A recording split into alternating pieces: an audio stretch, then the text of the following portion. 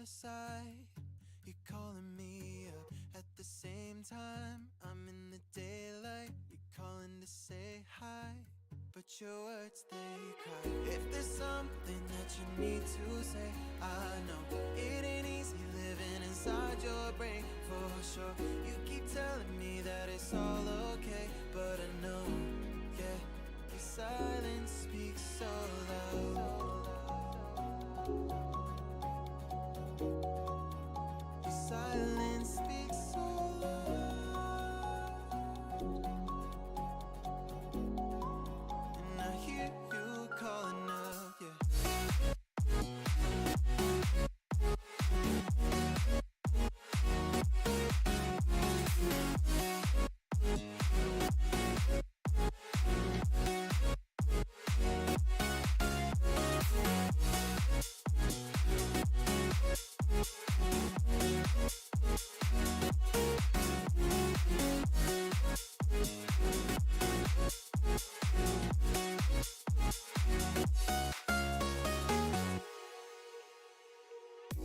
Talking about nothing, then you said something under your breath. I can't take it, I know what you're thinking. I wish I could fix this, yeah.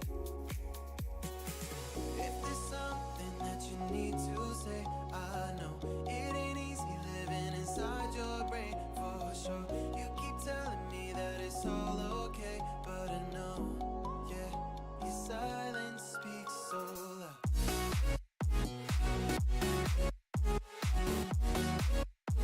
Silence speaks so loud,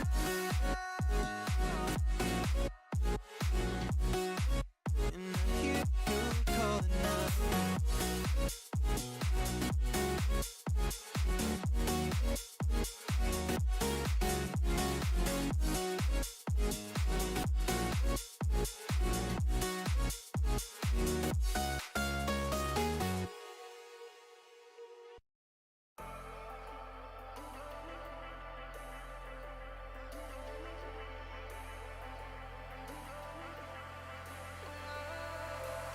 And I've been chillin', watching the ocean with you. Baby, up with a slow motion crew. And we up in our growlings when people change, but not us.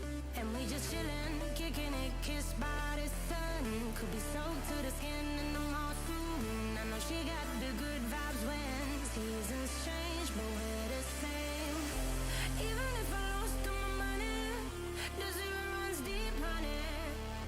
And I don't need to speak a single word, 'cause you got me holding, holding. Even if my jokes aren't funny, my tongue tied up on it. And I don't need to speak a single word, 'cause you got me holding, holding.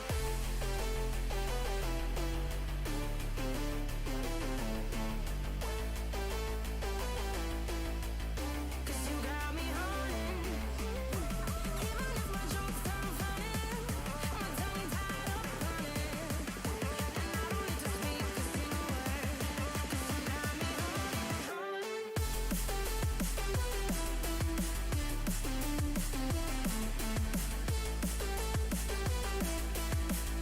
'Cause you got me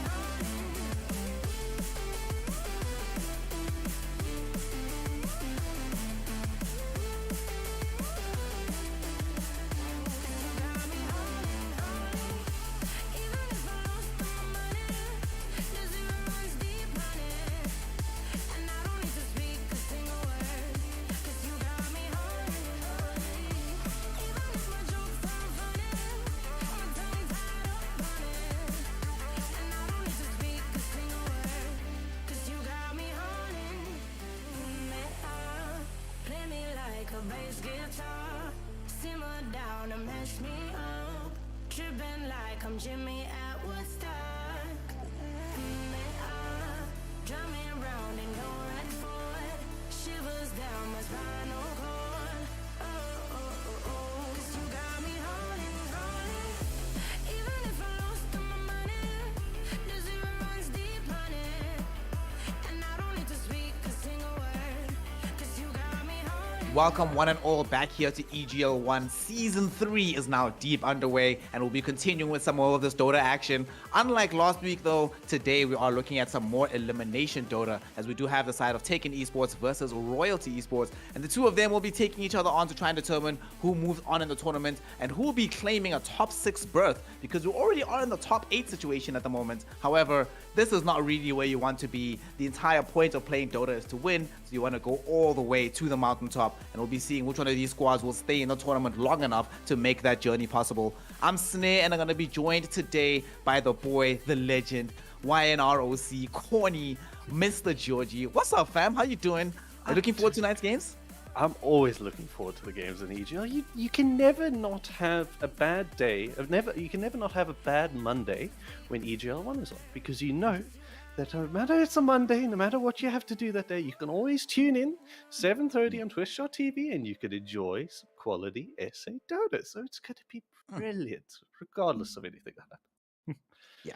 I mean, there's a lot of permutations around this, right? Because the intriguing part when you get this deep into a tournament run, neither of these squads, which is what I love about EGL 1. You know, we spoke last week about when we were doing the upper bracket matchup about how Energy Esports has always found themselves, or Benchwarmers as they're known right now, have always found themselves in a certain situation, coming second, third. We spoke about the squad they were versing up against.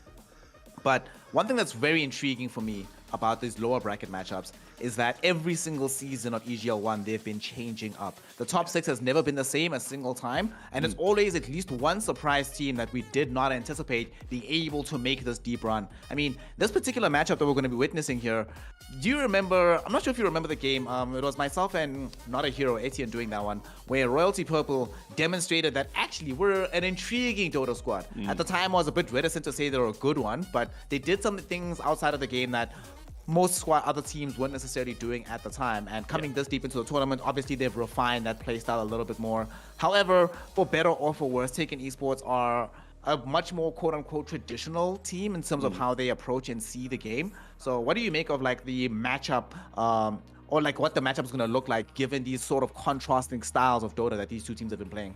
So Taken has had a very sort of dominating style to their Dota. They like to pick a hero in their draft that they can sort of see that outright, this is going to be the strongest hero at on the map by the 15-20 minute mark. Whether it's their Pudge, whether it's I'm actually remembering their game against GHC, it was the Dawnbreaker, and the other one it was their Pudge and their Drow, and they sort of just steamroll on that momentum, right? So in their previous roster, they used to do the carry ET, where he's running around with his briefcase, two-shotting people the whole time. That was their bread and butter, and it was sort of the thing you had to ban out against them. Whereas now you don't have that ET there anymore, but they have a lot of other heroes that they like to do this on. They like to do it on Tiny, they like to do it on Pudge. They love their Pudge. Pudge being the most picked hero of EGL 1 so far, and I think they've had it about 3 times in their 3 matches so far. So we'll see if they opt to, 4 matches, pardon me, so far. We'll see if they opt to go it again. But the Alchemist in their game 3 against GHC was a dominating factor that they managed to pull off there and put up the upset. You know, you had picked GHC to be the team to beat this one. Don't remind me. I gotta bring it up, man. What happened? Like, they didn't make top 8. It was a bit of a slump. They found themselves, they weren't really ready. Aghanim wasn't there at the end of the day and all of that, but Taken beat them. It was a 2-1 series. But GHC also lost out to Aura in the very first round of the upper brackets, and Aura took them out 2-1 as well, which was a dominant showing from them. So Taken, they're going to have this draft where they're going to have a strong person and they're going to see to run off his momentum through it.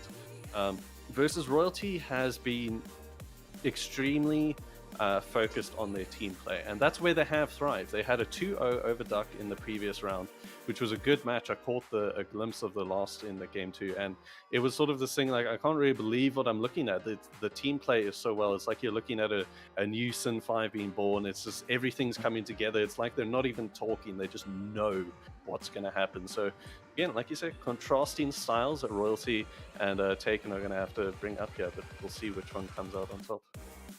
That Royalty series was also the one where they played the Grim Doom Juggernaut, I think. It was the trio that they had in that game. It was phenomenal to watch. It's actually, in principle, when you think about how these spells are supposed to go together, it's extremely simple. However, as time has gone on, everybody out in the game understands exactly how to deal with those kind of strats. So they move around the map differently to try and approach team fights in such a way to not allow you to have that advantage. But they were still like, royalty, meh, we don't really care. We know exactly what we're doing. We're going to make this work whether you like it or not. I was very impressed by how they played it, and I was also very impressed by how they played a particular hero named Marcy. You were mentioning Pudge as the most picked hero in this tournament. I hate this, if I'm going to be completely honest. I'm hating life, this meta, if I'm honest, Corny, because every game has a Pudge, every other game has a Dawnbreaker, every other game has a Winter Wyvern. Not a good patch for me, but it is what it is. And ultimately is you pick what's good for the game, and if it's good for the game, it works out. A very intriguing hero, though, has been this Marcy. Although it's been a hero that's been picked up everywhere, not just in South Africa, but all across the world. Not as much in the SA scene right now, but that hero also doesn't enjoy as much success as we would normally imagine would be granted towards a hero that enjoys that first pick, first ban berth. Unfortunately, for the side of taking esports, Royalty Purple is phenomenal with Marcy. Every single time I've seen this team play this hero, they've not just looked like a team that is... Sometimes you see games where the squad is winning in spite of the Marcy, but with this squad, often it's because of this hero. So I think they have to definitely approach that in the first phase of bans from the side of taking esports. You have to deal with this Pudge, you have to deal with this Marcy, you have to deal with their Dawnbreaker, you have to deal with their Doom. It's a lot of banning, and unfortunately you only have two, so taking esports is going to have to kind of pick their poison in terms of what they want to approach in this game. Yeah, Marcy and like you mentioned, the ones that you see in every single game, they're the two of the most banned at the moment. If I'm looking at just pure playtime and win percentage, Marcy picked or banned in 89% of the games, Dawnbreaker in 100% of the games they have been picked or banned. Then you're looking down at Winter Wyvern, 76%, and then the Tiny Pudge and the Zeus are sort of in your mid-60s, but they haven't been banned all that often, only around the mid-20% all of that time. So when they do just get through that first phase, because they're not those first sort of, what would it be, 4-8 heroes that you're going to be looking to contest for, and if you pick one, you can't pick the other sort of deal. So they get through that first phase of bans and picks, and they're sort of just left in the open, and everyone can pick one up and see what they do with it. Tiny being nice, versatile, throw him in the pos 4 or your mid, and Pudge the same. You can stick him in the pos 3, you can stick him carriers where he's looking the strongest at the moment, but also if you really want to do it, you can throw it on a 4. You know, we might see Grove pull out a 4 Pudge at one stage.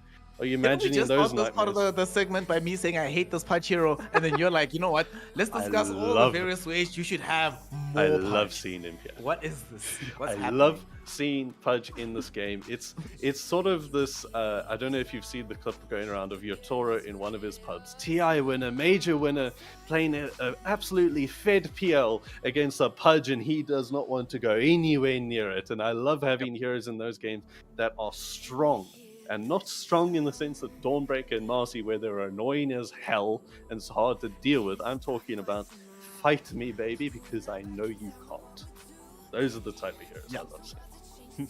I really hope that we do not see a Pudge in this series. However, knowing these teams, it's very highly likely. The other hero that annoys me greatly that's been involved in the meta has been this Tiny hero, and I imagine he's going to be emerging quite immediately. One thing that is intriguing to me, though, is that, remember when we had that podcast, I'm not going to talk about the team that I had predicted winning the entire tournament back then, but when we had that particular podcast, we had a conversation about this healing meta and the fact that right now Dota seems to be in a place where your supports in particular are always going to be able to do very, very well if they can provide additional sustain throughout these team fights, and any given hero that has some pseudo sustain is super, super good. For example, there's a reason why Pudge is so highly valued. It's impossible to kill. There's a reason heroes like Dawnbreaker are so highly valued, gives heal. There's a reason why Death Prophet sucks to play into. She Spirit Siphons you, heals back up, and commits damage as well. Yeah. But in South Africa, this hasn't necessarily been the case here. We haven't actually seen every single game being primarily dominated by this heal meta style of support.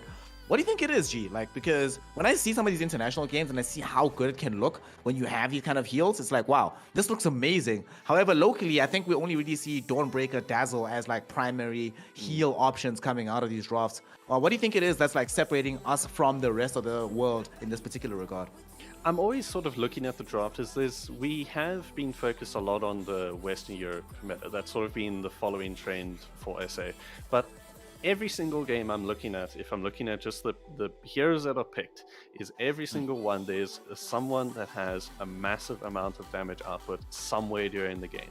So you have your Juggernauts, your Storm Spirits, your Kunkkas, your PAs, your Alchemists, your Leaners, your Faceless Voids is the one that's seen actually quite a comeback in SA, because he was barely picked before, except for the Faceless Void Wraith King meta. But he has been picked quite a few times and has had good games on him. We saw Aura pick it up against 4Q. It did very well there.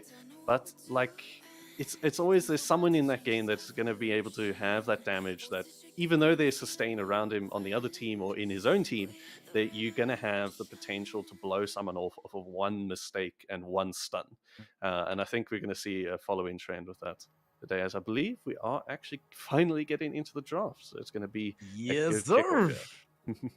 That is a perfect segue into seeing how this draft is going to be panning out between Taken Esports and Royalty Esports Purple. We're going to be seeing, of course, lots of contestation, I imagine, around Pudge and Tiny in particular. But let's see how it goes. I think right now, in my opinion, I still think second pick is preposterously strong. So Royalty Esports have a very significant advantage with this draft. And this sort of necessitates this more cautious approach from Taken Esports. Interesting ban on this Brewmaster. So Royalty have played this hero, but I have two thoughts about this first pick, or first ban Brewmaster. Firstly, I think that it's always good to be able to ban away comfort heroes from your opposing squad, right? If you know that they have a very comfortable player on this Brewmaster. But also, this hero is criminally underpicked, in my opinion. When utilized to its full potential, I understand why it's underpicked. It's very hard to play.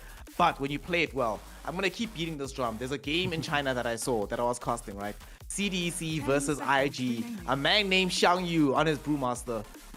I have never in my life seen a Brewmaster performance that crisp. He literally won the game alone, Georgie. And in the right hands, I mean, even in South Africa, we've seen some players being able to utilize this Brewmaster. It has been a while since we've had a proper specialist, but I'm somewhat intrigued that Taken Esports, despite knowing for a fact that there's no way Royalty Esports Purple will solo carry the game with Brewmaster, they still felt they need to ban it out. Do you think it's that threatening from them that it requires this first phase ban attention? Yes. Wow, quick question. Nice. No, Brew he's a strong hero. He's sort of like the Razor, you know. Once you get this refresher, it's like, okay, this fight is gonna be forever because we have to deal with this guy twice. And the same thing when he gets his Ags is I don't think Taken want to take these long fights. I think they want to be taking these fights quick, get what they can, move out maybe, and I don't know, it's sort of the Marcy and the Brew band is sort of having me lean more towards that. They want to take sort of small skirmishes instead of big team fights in this one. Brew I always sort of see as a game when you have Bristleback. The fight's going to go long anyway. You might as well pick something that's going to go with it. That certainly makes sense. I mean, we were talking earlier about the contrasting styles that these two teams enjoy. So with that in mind, then it certainly makes even additional sense exactly why the banning pattern looks the way that it does. Royalty Esports Purple will remove some of these major healing supports, aka just healing heroes in general, because both Winter Wyvern and Dawnbreaker can play in multiple roles nowadays. But here's Taken Esports, getting the Dazzle. So we spoke about this as one of the few heroes that South Africans generally agree that if you're going to pick a support that does sustain, pick Dazzle. This now opens up the possibility of them playing Bristleback as well with this Dazzle. And you might have to correct my memory, but haven't they played this once before, the Dazzle BB combination from the side of Taken Esports? I will have a check for you right now because I believe they have, but I always want to be sure. So Dazzle, it was either BB, Dazzle BB or Dazzle Death Prophet, I think. Because I remember it was like some beefy hero that they had in tandem with this Dazzle. Let me have a look here for you. I actually can't see. No, they actually haven't played a Dazzle BB yet. It wasn't taken. It might have been White Rabbit if I remember correctly. Actually, wasn't it No, it was Slinks playing the Dazzle last time we cast it, but I can't remember who was on the carry. Oh god. You know what it was? I remember now. I remember, Georgie. Yeah? It was Pudge. It was Luna. But it was Pudge as well in that game. And I just said Pudge as well. So there we go. Dazzle Pudge. Yeah. Fuck. Well, here we are. Dazzle Pudge. Taken Esports doing the right thing here, getting themselves this major type of heal. Royalty Esports with Zeus Tiny. It's very intriguing to me that they went for the Tiny without having banned out this Pudge, because in many respects, the way that you pick Pudge is to try and deal with this massive amount of burst damage that comes from the enemy lineup. They have Zeus and Tiny, which is pretty much all burst. There is some sustained damage that can come later in the game from the Zeus once you get the Aghanim shot, but by and large, you're trying to get heroes from 100 to 0 in a shorter time as humanly possible. Having Pudge in the game, though, with Dazzle behind them, makes it very difficult for that prospect to ever be realized by Royalty. So what do you think here? Do they go for more bursts, just double down on this and just chew through the Pudge anyway? Or do we try to go a different route, maybe just focus a bit more on skirmishing and elongate the team fights and then get damage in that way instead? It's sort of this weird damned if you do, damned if you don't scenario with Pudge. So you can either go the route of bursting him down, but my favorite route is pick on the supports. So you always have a Dazzle in this game now, so there is going to be that one save that you have to deal with. But if you can somehow take out that save or restrict it in some way and being able to take out the heroes around Pudge so there's less to play with, so then it becomes a 1v4, 1v3 sort of scenario for him, you could sort of win the fight that way around, which is my preferred method. I don't intentionally pick on the supports just because they're supports, but it's my way to win the game. Don't hate me, okay?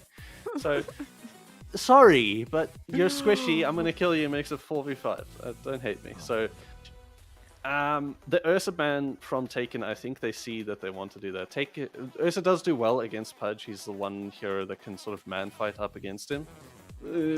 Kind of depends on how far the Pudge is ahead, but it's something that threatens the burst, like you were mentioning. And on the counter side of that, Royalty is banning out this Night Stalker, which makes me want to think they're also going to take a sort of a jump, maybe Void Spirit sort of line of things.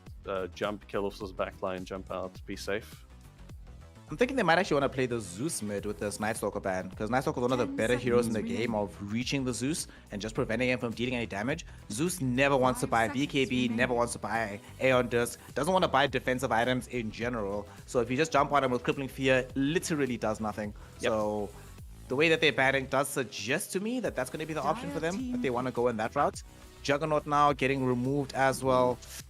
That's an interesting Jug ban in this game. I mean, I suppose the lane is okay, the Jug Dazzle, and they're worried about magic damage immunity, right? Because they're looking at Zeus Tiny.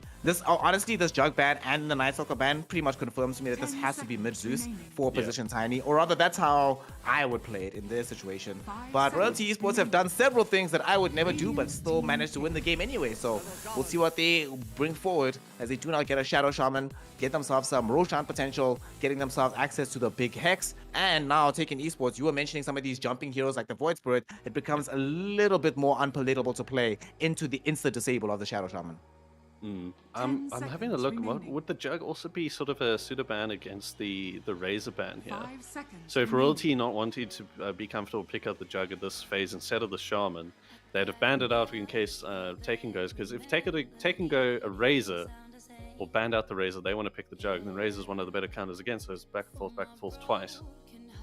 But the Shaman now is I think this is what they're going to do for Royalty. They're going to play off this the counterplay. Okay, yeah. Wow. I don't know if Taken are just going, screw it, we'll go into your Shaman anyway, because, I mean, it's Puck against a Hex.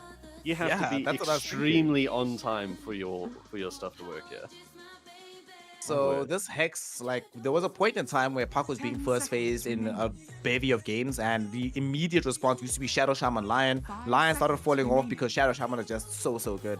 Very surprising here. It's not just the Shadow Shaman here, because Shadow Shaman, like you mentioned, insta Hex into the Puck. It's also Tiny. Tiny is highly regarded as one of their better heroes against Puck in general, usually from the mid lane, but it's kind of peculiar that they still have decided to go for this despite not knowing where the Tiny is going to go. Maybe they're trying to force a situation here, Corny, where they want Zeus to move into a support position, so they pick a hero that's hard countered by mid Tiny, force the Royalty Purple to play mid Tiny, and then they have some other response deeper in the draft. I'm not 100% sure. It could maybe be the option, but by and large, I'm still not that much. It's one of the few games I'm not that much of a fan of this puck. And I'm also, if I'm going to be completely honest, not that much of a fan of the Skyrath Mage. I'm not necessarily Yeah. seeing the influence of him in this game. Normally we see Skyrath Mage where it has like some incredible combo.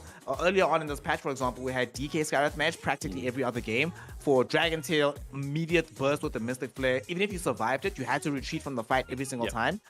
If I'm looking at this though, Skyrath Mage will never be in range to silence a Zeus. If he ever sees Tiny, Tiny's probably going to get on top of him first. And they don't have the most sufficient lockdown on the side of taking Esports to guarantee that Mystic Flare will always do maximum damage. So it's a bit of a peculiar pick for me, the Skyrath Mage here. What do you make of this hero?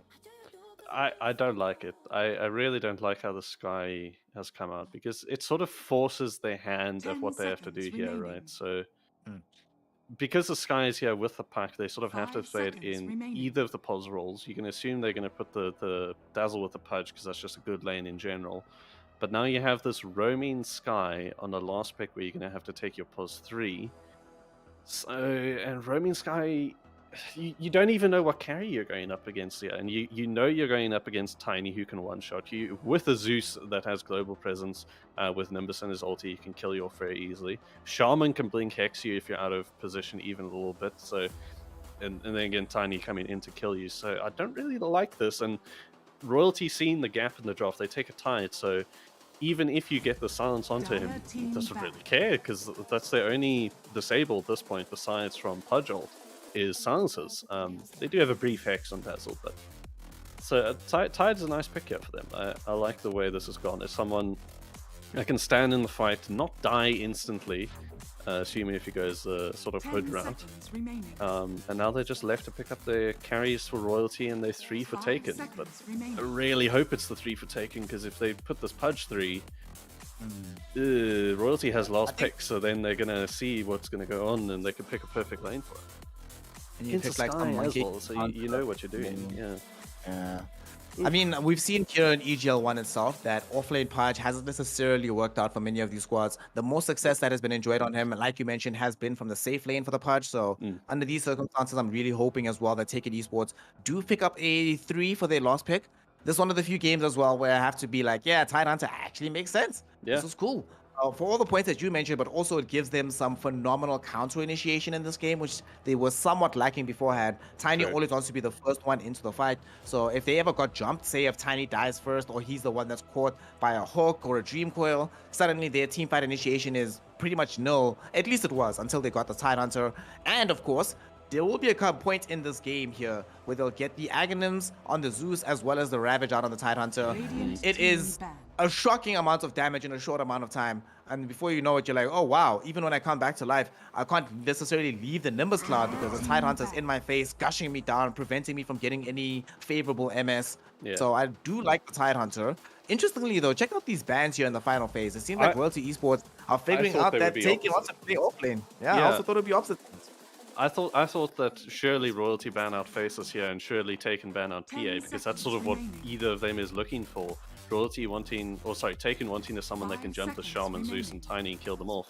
And then at the same time, Taken is looking for someone who can, Royalty is looking for someone who can burst down the squishies on their side. So I would have thought the bans went the other way, but hey, the net difference is exactly the same. But now you're left with the last ban for Royalty into the picks now, and Druid was the other one. He can just run at the tide, doesn't really care. A lot of minus armor, which they are lacking at this point, that naturally the bear will build into. Another tanky bit, a good counter with once the bear has shard, then if Tiny has a toss, he can instantly get roared out of it, so he's not going to get instantly killed if he's caught outside of the Druid is caught outside the bear form. Good ban, but very good ban. I don't know what's going on here. Please take and pick a 3. Don't pick a character. Honestly, that hero is busted. Lone Druid is a hero that I despair so much at not seeing him in more and more games, just given what he's able to provide the squad, how quickly he can take Roshan, push down towers, survive the laning phase, become a mega carry deeper into the game. Pretty much everything about this meta that you want out of a safe laner, Lone Druid provides to you. And the caveat is Lone Druid doesn't necessarily lose a lot of lanes. There's a lot of lanes where he doesn't dominate, but it's very rare that Lone Druid gets completely dumpstered in the laning phase. Let's see though, taking Esports, they now have to make their decision here. Where is this Pudge going? Is offlane Pudge or is it safe lane Pudge? And the option, offlane Pudge. Well, okay, before we start disparaging this offlane Pudge, right? Yeah, okay. There are some really good things about this Bloodseeker. Yes. In this game, I'm looking at this Tidehunter. He's going to become a very beefy boy later in the game. And the way that this draft is going, I think that Royalty Esports do want a tankier, safe laner for themselves as well. Bloodseeker will eventually get to the Aghanim shot, can chomp through these heroes. He buys BKB, and BKB is actually broken this game. Before this, there was a bit of an issue that they didn't have a natural early item BKB buyer. Pudge gets there, but he goes for like Aghanims, Hood of Defiance first. Bloodseeker first item BKB rinses this game, runs directly at the target, and there's literally nothing that Royalty can do to stop them.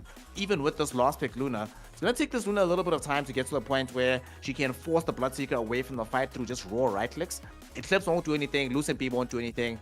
This I see the rationale. This Bloodseeker pick, outside of it doesn't necessarily mesh fully with the rest of the draft. It meshes well with the Puck, for example, because of the Blood Riot into Dream Coil combination. It's decent with the Dazzle because you keep this hero alive long enough that he just regens himself up back with the Thirst. But it sucks because it does move this Pudge into the off lane, and that I don't think has actually won a game just yet in EGL 1 Season 3. I can have a check.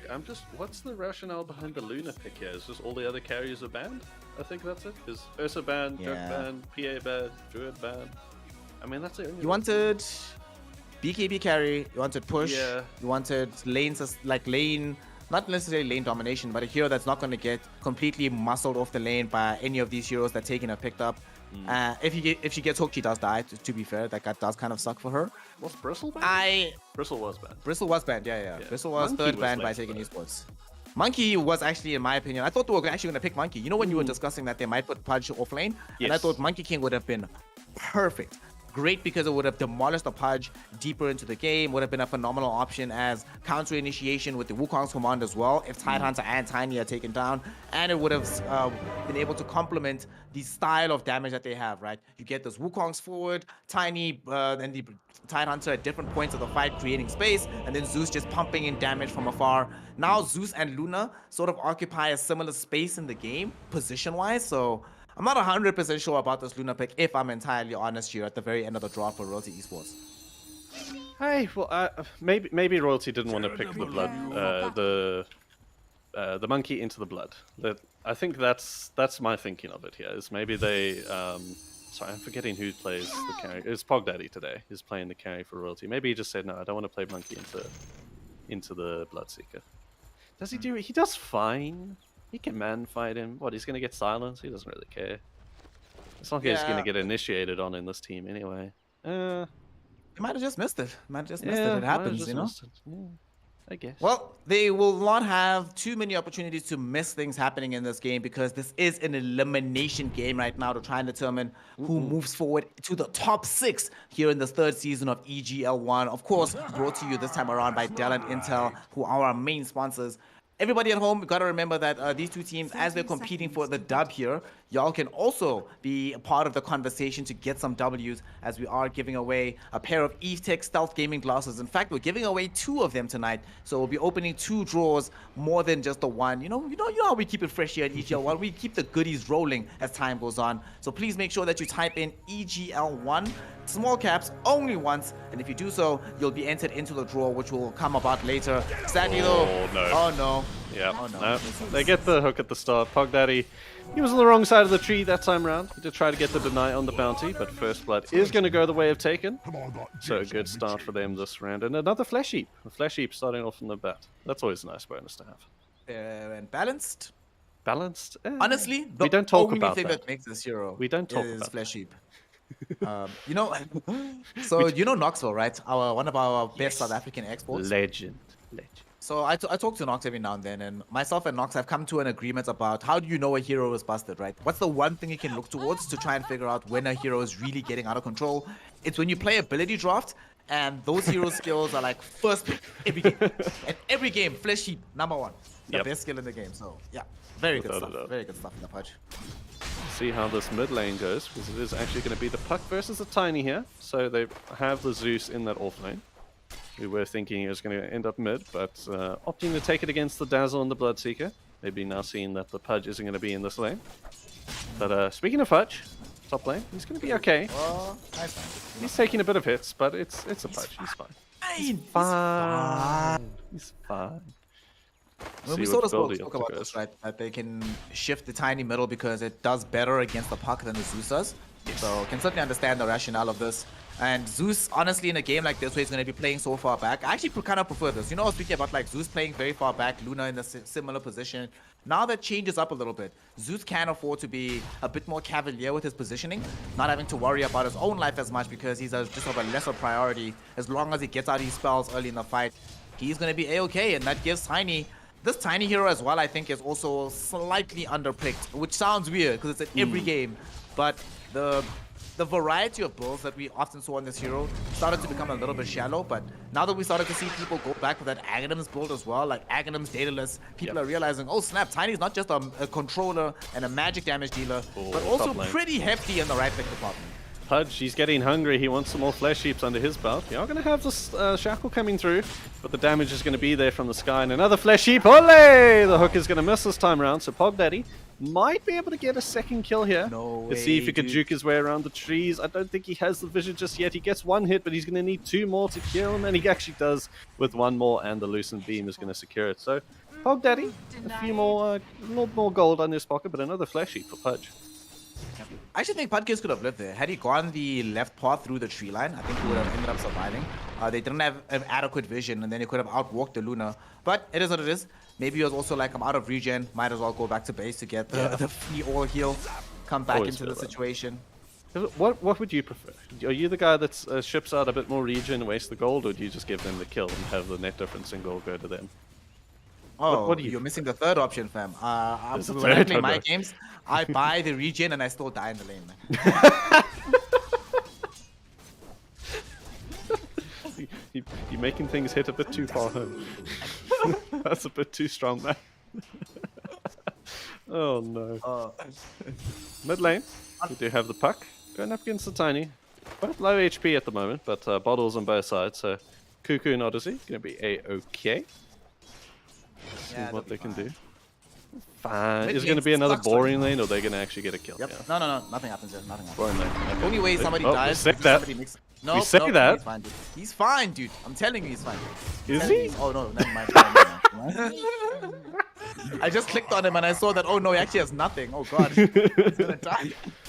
A little bit of a toss and tree throw action that actually hit like perfectly timed. So nice bit there. But it was a mistake being made by the puck player. That Yes, it should was. not have really happened from Cuckoo. The waning rift going forward was way too greedy. If he doesn't do that, he 100% lives there. But because he does, he ends up getting brought down at the end. Feels bad, but you know, often as I say, Dota 2 is a game of margins. That margin not favorable for Cuckoo. But you know what? Margins are favorable. Looking at bottom, this Tyrant lane against hold up. Bloodseeker at this early stage feels actually pretty good. Yeah, top lane. It was pretty much a repeat of what happened last time. Just a little bit quicker this time around. But Sky, he's actually onto Pog Daddy here. Pog Daddy has no wand and he has the vision because of the thirst. He's going to be there. Nice. Loosen Beam isn't going to stop it this time. So, Venom coming out on top this time around. So, yeah, taken 4-3 this time. The one thing that does kind of suck about this Luna is, and why we don't often see this hero unless we have a draft pretty much built entirely around her, is she requires a lot of resources to be an effective carry in both damage and survivability. So she's gonna go for this early D-Lance, then she needs BKB, then she needs Manta. It's still gonna be a while. So any of these kills that happen in the early game, although she's a hyper farmer, one of the fastest farmers in the game, any kind of delay does really impact the Luna quite heavily. There's a reason why we don't see heroes that farm very quickly like Lunas, anti-mages, but that also need a bajillion items. We don't see them in the meta right now. Hell, even heroes like Sven are now played as support heroes rather than core ones these days. It's going to be a long build up for them. Looking at the last hit chance, we do have actually royalty. Majority of the cores are up in the lead at the moment. Slight advantage. Pudge actually being the worst off of the lot. A few last hits behind his co-partners, co-teammates and lanes. But Pog Danny is going to be okay. Finally has a stick. Actually, mid lane. Ooh, okay. Revenge. Okay. Oh, and I say that bot lane. We got the Bloodseeker. He's on He's done a little bit of something that's making him run really quickly, and he's actually going to go onto Rasputin. He's diving into tower. Otelby, you got to be careful. That tower does a lot of damage with the gush low. It's going to be there. He's trying to run up to Rasputin. He doesn't get it. Shazo with the gush and the anchor smash is going to have enough, and the tips come through, letting him know this is not your lane, my friend. He got outplayed so hard in that situation. Had he dropped the Blood Right a little bit more to the north, forcing the Tyrants to go bottom, even if you allow the Zeus to escape, you can maybe corral Shaz into a death situation, but that's not what happened. They end up just losing both of these heroes here. Honestly, if I'm going to be very, very serious, Corny, I thought they were going to be able to get both of them killed, and Tide and Zeus were going to start having a much worse time, but now suddenly it's this Bloodseeker who is bottom of the core CS chart right now, not necessarily looking like he has the greatest time in the world, and unfortunately, game gets harder, but at least for him, Luna will die in the top lane, getting taken down by the Scarlet Mage, who is going to have a very good game this game, it seems like. Yeah, Pudgeon's, he's got a nice bit of gold lead as well, all of these kills adding to his pocket as well. Verum getting these last few last hits though, but bot lane, Shazo again taking out Circus Freak. That was a bit of a rough one. It seems he just got bolted down and, bolt and gush and an anchor smash, and that's all he could really have. So what happened is that they actually tried to make the aggressive move again. They had the Poison Touch access, and they were like, let's go try and make something happen with Poison Touch Blood Right, but it ends up being a hard punish in the opposite direction. Honestly, fam, these kills happening top, right? They are so influential. That's his third death for the Luna this game. She's going to be really struggling in the network department mid lane. Yep, Dream Coil's going to come out, and the Avalanche to slow them down. So he's just gonna live through the entire one. And Shazo's actually here, and it looks like they're going to go onto Circus. He's tossed him forward. He has the Rampage if he wants to use it, but he does get silenced up, and Odyssey is going to take the brunt of it now. He pops the Ravage. He's going to get Odyssey out. He's going to anchor smash to try and get Circus free. The Odyssey dies anyway because of the orb. And Shazo's trying to get Circus. He's dispelling the slow. He's going to get it in the end. The bolt forward and the jump from Zeus. He's going to be a bouncy boy. Wannabe is here too, and he actually gets in range of Rasputin again. The Thirst, or the Rapture rather, is going to be onto Wannabe, but the Shackle is there to hold him back. And everyone has shown up to this mid lane, bar the Luna, and it seems like everyone's going to die as well. Shades going back and forth the whole while. Oh my word. How many? What? What happened? Okay, Kuki Practically killed Odyssey. every hero Shazo in the feels game Circus. but Luna showed up middle. Like, they lose 4 heroes. That was... Alright, so Tiny probably didn't need to die. He actually outplayed himself. He thought he was dodging the Lucio, but had he just gone in the direction he initially thought, he would have been able to avoid it. He won't end up dying there because Cuckoo doesn't have the waning rift. Speaking of Cuckoo, falling a little bit low down this middle lane. What a huge fight though, and the big thing for me is not the fact that they just won this fight, but they also won it off the back of Ravage being used. So now I was about to say, what they should do is immediately go fight. Move around the map, you have access to this Dream Coil, you have this Bloodseeker that's not that far away from getting Maelstrom. He has Javelin right now, so it's a decent amount of pierce damage being flown in. So you actually have a small opportunity to try and smoke up again and force something on the map when you know for a fact they will not have the counterplay option. Yeah, Wannabe and Dazzle have found each other, but Pog Daddy is in the area as he's gone to bot lane. So he's going to give him the runaround. They have to chase this kill onto Circus Freak. Yeah, Grave is going to be there. It's just time. It's just time.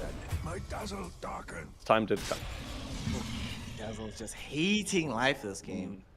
Everything is just going from bad to worse for the poor man's. Not necessarily enjoying himself, but ultimately that's a part of the role of the 5 position. You're going to tank these ganks. You're the one that has to accept all the L's towards your face. Top lane though, they might actually kill the Tide Hunter. I think they have the damage for this. Oh, yep. They do get the hook, and he's actually blocked in here. He does get the tree grab, and Blood's going to run in, and Ertelpi gets the kill. Although Verum is there again with the damage from the sky. And ooh, actually, Odyssey showed up. He has the toss. The Avalanche is going to be there. It's not going to be enough right off the bat, of the Grave is going to be the save. The triple Dream Coil. One is going to snap, and the Pudge is coming in. Cuckoo gets one. Verum gets the other. And now there's going to be all more for Taken. All flesh heaps for Pudge. Actually, hold up. Hold up. Wait a minute. He's dead. Ertelpi gets lost. Nice. And a bonus. 9 flesh heaps. 10 man, minutes. 9. Yeah, this is entirely fair and balanced, right? Getting 10 free strength for nothing. 10 minutes in, cool. I see no problem with this. We don't talk about balance here. And it gets strong. This is only level 1 flesh heap. Yes, it's stupid. Oh my word. Right now, taking Esports though are in a phenomenal position. They're going to be able to secure the tier 1 tower in the top lane. I mean, we saw what's been happening across the map, right? them being able to make these forward plays, for example, that massive dive they accomplished in the top lane, primarily comes off the back of them not having Ravage available for such a long time on Royalty Esports. It is back online now, but they're not necessarily in a position on the map to be able to fight. They have Ravage, but they don't have any blinks on any of their heroes. Odyssey is going for the early Echo Saber. Luna still needs to accomplish a lot of farm. Zeus is a support, so can't outlay the same amount of damage as normal. All this means is that this portion of the game is going to be much slower for the side of Royalty Esports than it's going to be for Taken. And look at this. Dazzle's going to die, but whatever. It's 3 heroes that are corralled in this area. Honestly, if I'm Dazzle, I'm like, dude, do this over and over again because Pudge is down bottom farming for free. Bloodseeker's farming the lane without contest. Puck could go home and come back with the mid hero who was contesting him not actually being available in that wave and not farming as much in the meantime. So this game looking super solid overall for the side of Taken Esports. Pudge is hungry. He sees the Zeus bottom. He's going to rot onto him. He's going to jump away. He does actually have the ulti, but 2 TPs are going to come through. He might actually live through this one as the Gush is going to be there, the slow. He does get the kill, but he falls down instead. Oh, he was so close, but 2 TPs. It's worth, yeah. Worth, dude. 4 heroes bottom. They're going to take the tier 1, but whatever. You expected them to take the tier 1 by this stage anyway. You forced all of these heroes here. Now suddenly, if I'm Puck to Bloodseeker, I would be jumping the Shadow Shaman right now, knowing for a fact that there's no TPs available to even come and rescue him. That's to do the long trek. And now they're realizing this. They're starting to close in on him. Look at the positioning of this Bloodseeker. He wants any kind of excuse to throw in a Rupture, and then they'll immediately try and run down the target who gets caught out. Mid lane, this tower's falling low. Wannabe, he's here. Sort of like, he's helping the tower in his mind. He's got this.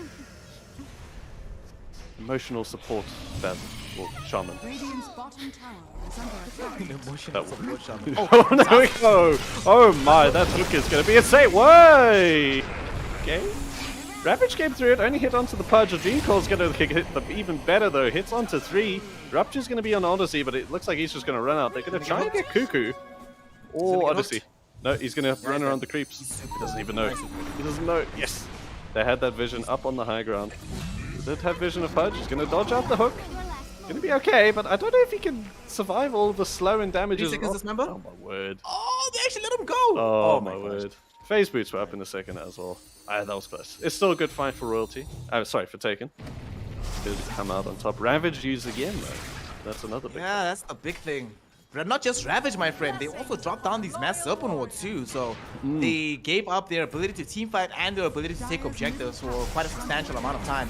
And we're going to see this dynamic happen. Whenever these spells are down, immediately Taken are going to play aggressively because why not? Oh, Luna. What's stopping us from doing so? They found the Luna. Otopi is there. He doesn't actually have mana or the Raptor available. They are going to go onto the Pudge though, but that seems like a bad idea at this point in the game, and he is very tanky. Odyssey to fall out. He's actually tossed him under the tower all the way. That's going to actually kill him off. Wannabe gets a last hit there, and they actually get the shackle onto Cuckoo. Oh, he's so low. He actually gets the grave off, but he's linked into this. He's going to do a lot of damage. He is actually going to get healed. Circus Freak up in his ear. And holy moly, we got a Ferrari in the house over here. Otopi is a speedy boy. They do finally kill off Royalty here, so bit of back and forth in this fight. Otopi, he's still above haste speed at this point. He's going to keep going as long as he can. Might have bit off him out more than he could shoot, but he's fine. He's fine. Only Pudge dies in that situation. 3 heroes end up falling.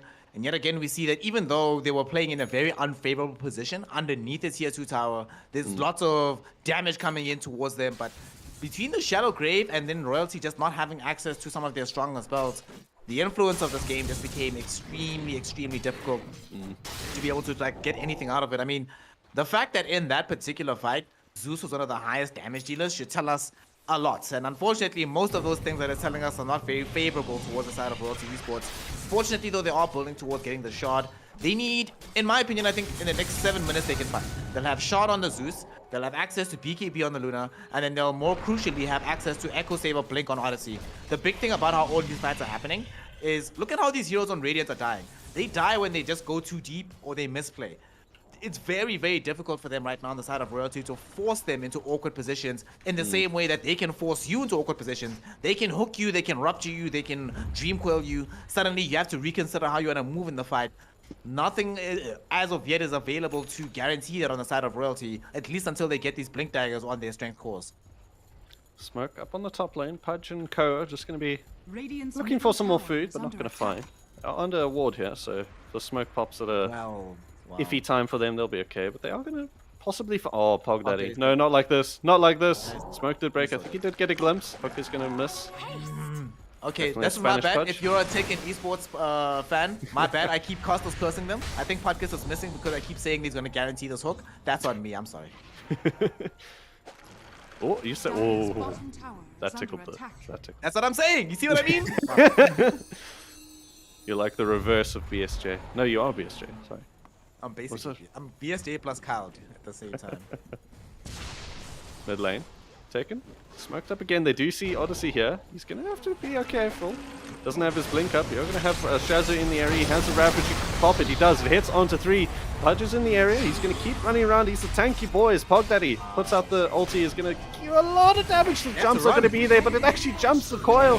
And that's going to be a double kill for Cuckoo. Heading onto Odyssey as well. He doesn't have a blink. He doesn't have a way to get out of this. The blink forward from Cuckoo is going to be there. And the poison from the Witchblade gives him an ultra kill. Oh, it's looking tasty. Yeah, gets an ultra kill in that situation. Not only the ultra kill, right, but they took the fight in 2 different portions. Pudge baits out the Ravage and the Eclipse. Both of these spells are incredibly important. We are starting to get to the point in the game where they are legitimately running out of damage. Shadow Shaman's gonna die bottom, but you know, who cares? Wanna be sorry fam? Is he gonna die? Oh, he didn't have He's shackle. He didn't have shackle. I thought he was just gonna hold him there for a bit longer. Yeah. Oh, actually, we see a bit of a fight coming out here. Circus Week is going to be quite low. As Rasputin is very low on this side of things. Odyssey might be able to help out just Shazza chasing down this pesky Dazzle. He's running around in circles at this point. That's actually nasty. You're not allowed to do that. On the other side, Luna is going to get the kill on bottom, and Pudge is actually going to hook out Dazzle. So Dazzle lives through that. What the hell? Dire's structures That's not are okay. fortified. You can't do that. Why an ROC? I need you to do me a favor, right? I need you to click on the show real 5 recap button and Oh look at no, the can't do that. Can't do that. Odyssey, he's going to go onto JK. Ulti's going to be there. The Dream Coil's going to catch on 2 of them. There's no Ravage this time round, so Wannabe is going to have to be the lockdown they need. They get the one onto Pudkiss, but hey, it's not. Royalty, they're lacking the damage at this point of the game. They're lacking the control. It seems like Taken are just gonna he's gonna swing by the tower on his way to try and get the shot. That was the most casual tower kill I have ever seen. Like, we were like, oh, we've been fighting around this tower for like the last 3 minutes. Somebody should just hit it, maybe. That's a good idea. Yeah, let's take it down. All right, I can't have you click on the fight recap, right? But I can have you press the enter button because I want you to see how much gold the Skyrath Mage gave away when he died to Odyssey. Worm was on a godlike streak. Gave away almost 1,000 gold dying on the Skyrath Mage. That's how this game is going. That tells you the direction of things at the moment. Skyrath Mage already has access to the Rod of Atos. He's level 12 on the support Skyrath Mage at 19 minutes into the game. If he gets like Aetherlins in this game, having access to that instant long-range silence on the Ancient Seal, the game becomes intolerable for so many of these heroes on the side of Royalty. They still are searching for their Blink Daggers, but they'll eventually get to Blinks, but they won't have the BKBs available immediately for the Tiny or the Tidehunter. So you can find yourself blinking in and literally not being able to do anything. Have you ever had that feeling of sadness where you're like, okay, Wes, I'm going in, I've shift queued all my spells, but unfortunately the Skyrath Mage just shift queued the silence, so when you get there, you just stand there and you're like, well, this is a great place to be. This sucks. This sucks. Doesn't do. Actually, Snare, you know, do you want to hear a story? I'm listening, bro. I'm down. You want to hear a story? All right, so I think it's quite relevant. So the one day I'm at home, I get a knock on the door, right? Dunk, dunk, dunk. Guy knocks on the door. I don't normally get visitors, at least unannounced ones. So I'm like, who is it? So I go open the door. The guy says, "Good morning, sir. How are you?" "I'm fine, thank you." He said, "No, I'm good, thank you. May I have a minute of your time?" I'm like, okay. He's still a salesman, so yeah, I used to be a salesman. I'll give him his time, just so he doesn't come all this way to the house and, you know, waste it. So I'll let him speak for a minute or two and then send him on his way. So he starts speaking. He says, "No, our product's great, and it's high quality, and you're never going to be let down by it, and all of this stuff." And I'm like, wait, hold up.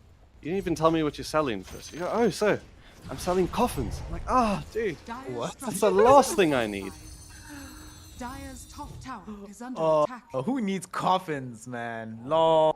I understand it. The last thing you need, because when you die, the final purchase you make. Well, actually, no, that's the second last thing you need. The second last thing you need is a coffin. The last thing you need is a good lawyer for your estate taxes. Even in death, stars will find you. Top lane. Shazzo, yeah, you got... Oh, okay. He's actually going to hit onto 4 of them here, so Wannabe is going to make it. No, not like this. Wow. Not like this. Spark Daddy's running the back, and the Odyssey is there as well. The BKBs are popped. The Luna's ult is coming through. Cuckoo is going to die, but now they're stuck between Royalty and a tower. They're going to have to run through it. The Dream Core is going to snap that stuns him out. Cuckoo jumps all the way on the other side of Butkus. Is he going to live? The Avalanche was a second too late. More like a millisecond that was. A good fight for Royalty, 2 for 2, but I think they're fine for that. Killing off the Dazzle and the Shaman, and more important, keeping that tower alive. They're gonna keep the tower alive. It does cost yet again everything. They had to commit Mass Serpent Wards, Ravage, Thunder God's Wrath, and the Eclipse. However, we finally do get to see the Wombo combo come into effect. Because the Bloodseeker was caught out by the Ravage early on, he couldn't immediately pop BKB. So he actually took an absurd amount of damage from the Thunder God's Wrath as well as the Eclipse before he could pop BKB and try and escape that fight. So we are starting to see some of the proof of concept of Royalty Esports. And we spoke about this literally 7 minutes ago, that in 7 minutes they'll have the capability to fight once they have Blinks and BKBs, and now that these are available, it does seem possible for them to do something in these engagements. Unfortunately, though, they can only do this when they have all the ultimates available and the BKB for the Luna at the ready, and they have the positive vision in the midst of the fight. It's not always going to be that easy for them. It does get a little bit more simple once Shaz is able to pick up this Blink Dagger.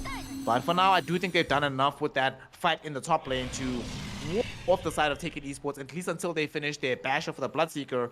But more crucially, I think they really are looking for this BKB to be finished on Putkiss before they want to go take another outrageous engagement. I've just realized that he's just picked up Ags. He's been doing all of this stuff without Ags at this point. What? Yep.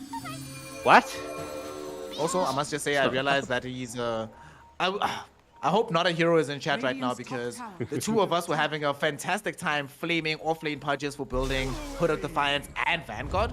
We were like one or the other and then go straight into Ags. And shout out Pudkiss for catching the memo. This is super, super strong. And now they're going out on next edition here, CORNY. If they find Odyssey, Odyssey should die here. I think he's dead. He has Blink. They gotta start. Oh, yeah, no, he's not. He's no! Got no, no. My bad, so, my bad. That's on me. Here. That's on me. So they either had to silence him first or to rod him, and either of them, he's gonna have to dodge that. No. All they needed to do was you force him to blink to this side, right? You have Pudge walking the other side, and you have Pudge walk to the other guy. But Pudkiss, this is on me. Every time I say someone's like guaranteed dead with Pudkiss, they miss. See? Then it's fine. Then you blink with Cuckoo on the other side of the fight with Dreamcoil. Actually, I'm sorry. Honestly, they had vision of that. So yes, it's they their had fault. perfect vision, right? With 2 wards, one on the low ground, one on the high ground here. He had no escape options. He should have been dead. But Odyssey, it seems today, my friend, is a good day for you. Go play some Lotto, as you're about to get a kill as well on top of being able to survive. Yep. Circus Freak is going to be tossed up, burst down. Grave is only going to extend his life, but actually the Dream Core is going to be popped, and it's going to be popped onto him as well as the Ravage comes through onto Pudkiss. You're going to tank all this damage. Not today. Luna is there with the ulti, gets the double kill. The BKB is committed, but that is going to be all they needed. Oh, it looked good there, the Dream Core snap with the hook, but it just turned around completely. Was the dismember dispelled by the crack shell? I think it does, yeah, because Dismember gets dispelled by strong dispels, and Kraken Shell is a very, very strong dispel. Yes. Very, very strong. So got rid of it, allowed him to survive that fight. Honestly, I do think that Taken Esports got themselves into, you know, sometimes you're winning the game too well, and things are looking too nice. Oh, nice. Speaking of which, yeah, he's gonna die for it. I mean, sorry, I forgot. Sorry, sorry, I forgot. He's playing Puck. He's not dead. Get rid of this hero. That is not allowed. Come on. No. I sort of forgot that Shaz did pop Ravage in that particular engagement through this mid lane before the Eclipse came out. I was actually about to compliment to the side of Royalty and say they had a very good read on how to approach this fight middle, because it does seem that Taken Esports, after the 18-minute mark, they seem to be willing to go to the ends of the earth to defend Circus Freak, because they understand just what an engine of sustain he is in the midst of these fights. They got taken advantage of it in this mid lane, but Park, what a player, getting the kill top. Now he also has Aether Lens, the Sange and Kaya, the Switchblade, gonna be building into an Octarine core next. just wants to have maximum uptime on all of these spells. And that's the one thing that we have to mention, right? Taking esports, where are their cooldowns? What cooldowns? Nothing. Hell, they even have a hero that this entire idea of his ultimate is to negate cooldowns in effect with a bad juju. So this is going to be one of these games where ultimately Taken Esports just have much higher uptime all the time across the map. Royalty Esports have to pick and choose their fights. And when Ravage is down for another 30 seconds, Eclipse just came back, but you're still not feeling like you can go in without the Ravage. They have to play this much more considered style and wait for an opportunity to go forward. Correct me if I'm wrong, I'm just thinking, they did at one stage nerf that Echo Saber no longer procs on the tiny Ags, correct? So that you no longer get the slow on every hit. I think it's just the first hit or something like that. Not the issue is though, right, with this Echo Saber, one of these mechanics, is the amount of damage that comes out of Tree Volley is so phenomenal that sometimes you die well before you even notice if you're being slowed or not. You're just like, oh, I got 100 to 0. Who cared if I was also losing movement speed in the meantime? We see he's going to the Ags first, but then he's going to go into the BKB, which he does need. Do you think after that he's going to go the Daedalus route or more the Daedalus, just sort of max out the damage instead? Yeah, I think Daedalus sounds like the correct option here. Daedal boy. Given this particular build, I would prefer that. They actually might be able to get away with those Roshan. This is actually really smart from the Dazzle, putting this illusion inside the Roshan pit. That's it's going to be a lot committed there just for the Pudge. They're actually going to get silenced up. More importantly, Wannabe is going to be silenced up. Odyssey's coming with the triple avalanche. It's going to hit. The Pudge ult is going to be there, keeping him alive. Pogdaddy's here. He has the ulti available. He hasn't popped it yet. He's waiting for the BKB ends, but he don't think he's going to go. He actually gets Cuckoo. He was nearly going to get onto Otopi, but he didn't have enough to live through it that time round. And now Odyssey is the only one left. He's going to get run down. Not enough time to get the blink back off cooldown. It was so close to Royalty there. Ooh, that ulti. That ulti. That ulti, man. Honestly, not just the ulti, but Bloodseeker. This was the first fight that he found himself involved in with the Aghanim shot. And we saw the impact of that percentage damage against both the Tiny as well as the Tine Hunter. Hell, even the Luna, who's starting to get a little bit up there in terms of her own stat gain. Not an easy customer to bring down normally, but when you have this percent-based damage, it becomes a lot more viable a prospect. Big kill. Now they're the ones that get the Aegis. And this is huge because the reason that I was complimenting them having this Dazzle illusion inside the Roshan pit is, generally speaking, Luna teams, Ursa teams, Troll teams, there are certain heroes that simply cannot play the game aggressively without the Aegis of the Immortal. Luna is certainly high up amongst that particular milieu, and robbing her not just of the Aegis, but you get it yourself, you get to force the momentum forward on the other side of the map. She has to wait until Aegis number 2. I would be shocked and amazed if Royalty Esports tried to do anything aggressive for the next 10 minutes. They used to try and sit back, farm, get to a point where they can reasonably contest Aegis number 2. Because sadly, they also know that they're behind in terms of overall net worth. So it's not one of those games where as soon as Aegis expires, you can smoke and try and force something. At that time, look how strong these heroes are going to be here, CORNY. We have this Bloodseeker who is getting very farmed. Has Mjolnir pretty much finished right now. This Puck is about to finish the Octarine core, which has BKB and Aghanim Scepter, and is about to pick up a Blink too. So who actually dies? Even if you do make these like massive engagements, who dies here? Because Dazzle also now has Force Off and Keen Optic, so you can sit super far back in the fight, wait until somebody gets low enough to pop, and then only come in with the Shallow Grave. This game, I'll be honest, looking super difficult for the side of Royalty Esports. They'll need to do something special in order to try and pull this one back. It's going to be tough here. Royalty, they see the fight's coming though.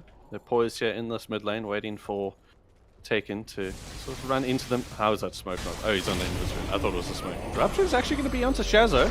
Pudgus is going to be running in here. He actually hasn't committed the ulti yet. The BKB is there. He's going to go straight onto Wannabe. The Ravage is going to come out. It's going to hit onto 2, but not onto the BKB Pudge. And Shazo is just going to not have any impact on that fight at all. And Odyssey had to pop his BKB just to get out. Hey. That was a 9-second BKB charge being utilized by the Tiny. Can't do anything about this. We also saw just like the resounding lack of damage has always been an issue, but I think right now the thing that's concerning me most is a little bit of a lack of communication on the side of Royalty. By now, somebody has to have made the call on the team that if you're gonna die on Tide Hunter, die. Do not give up the Ravage, because now you're in the situation where he's up in 20 seconds, but what does he provide this team when he's back? no Ravage, so he doesn't have Aghanim Scepter, no Ravage, no useful item, so who really cares about this Tidehunter at all at this point? And they just forced another BKB charge out of Pog Daddy. They are playing very, very well on the side of taking Esports, and now with no BKBs and no Ravages, this defense is looking kind of impossible through this mid lane. Cuckoo, he's surely going to just be wasting out all of their spells, all of their thing, and then when it's the right point to jump, he's going to do it. Odyssey, though, he's going to go onto the Pudge.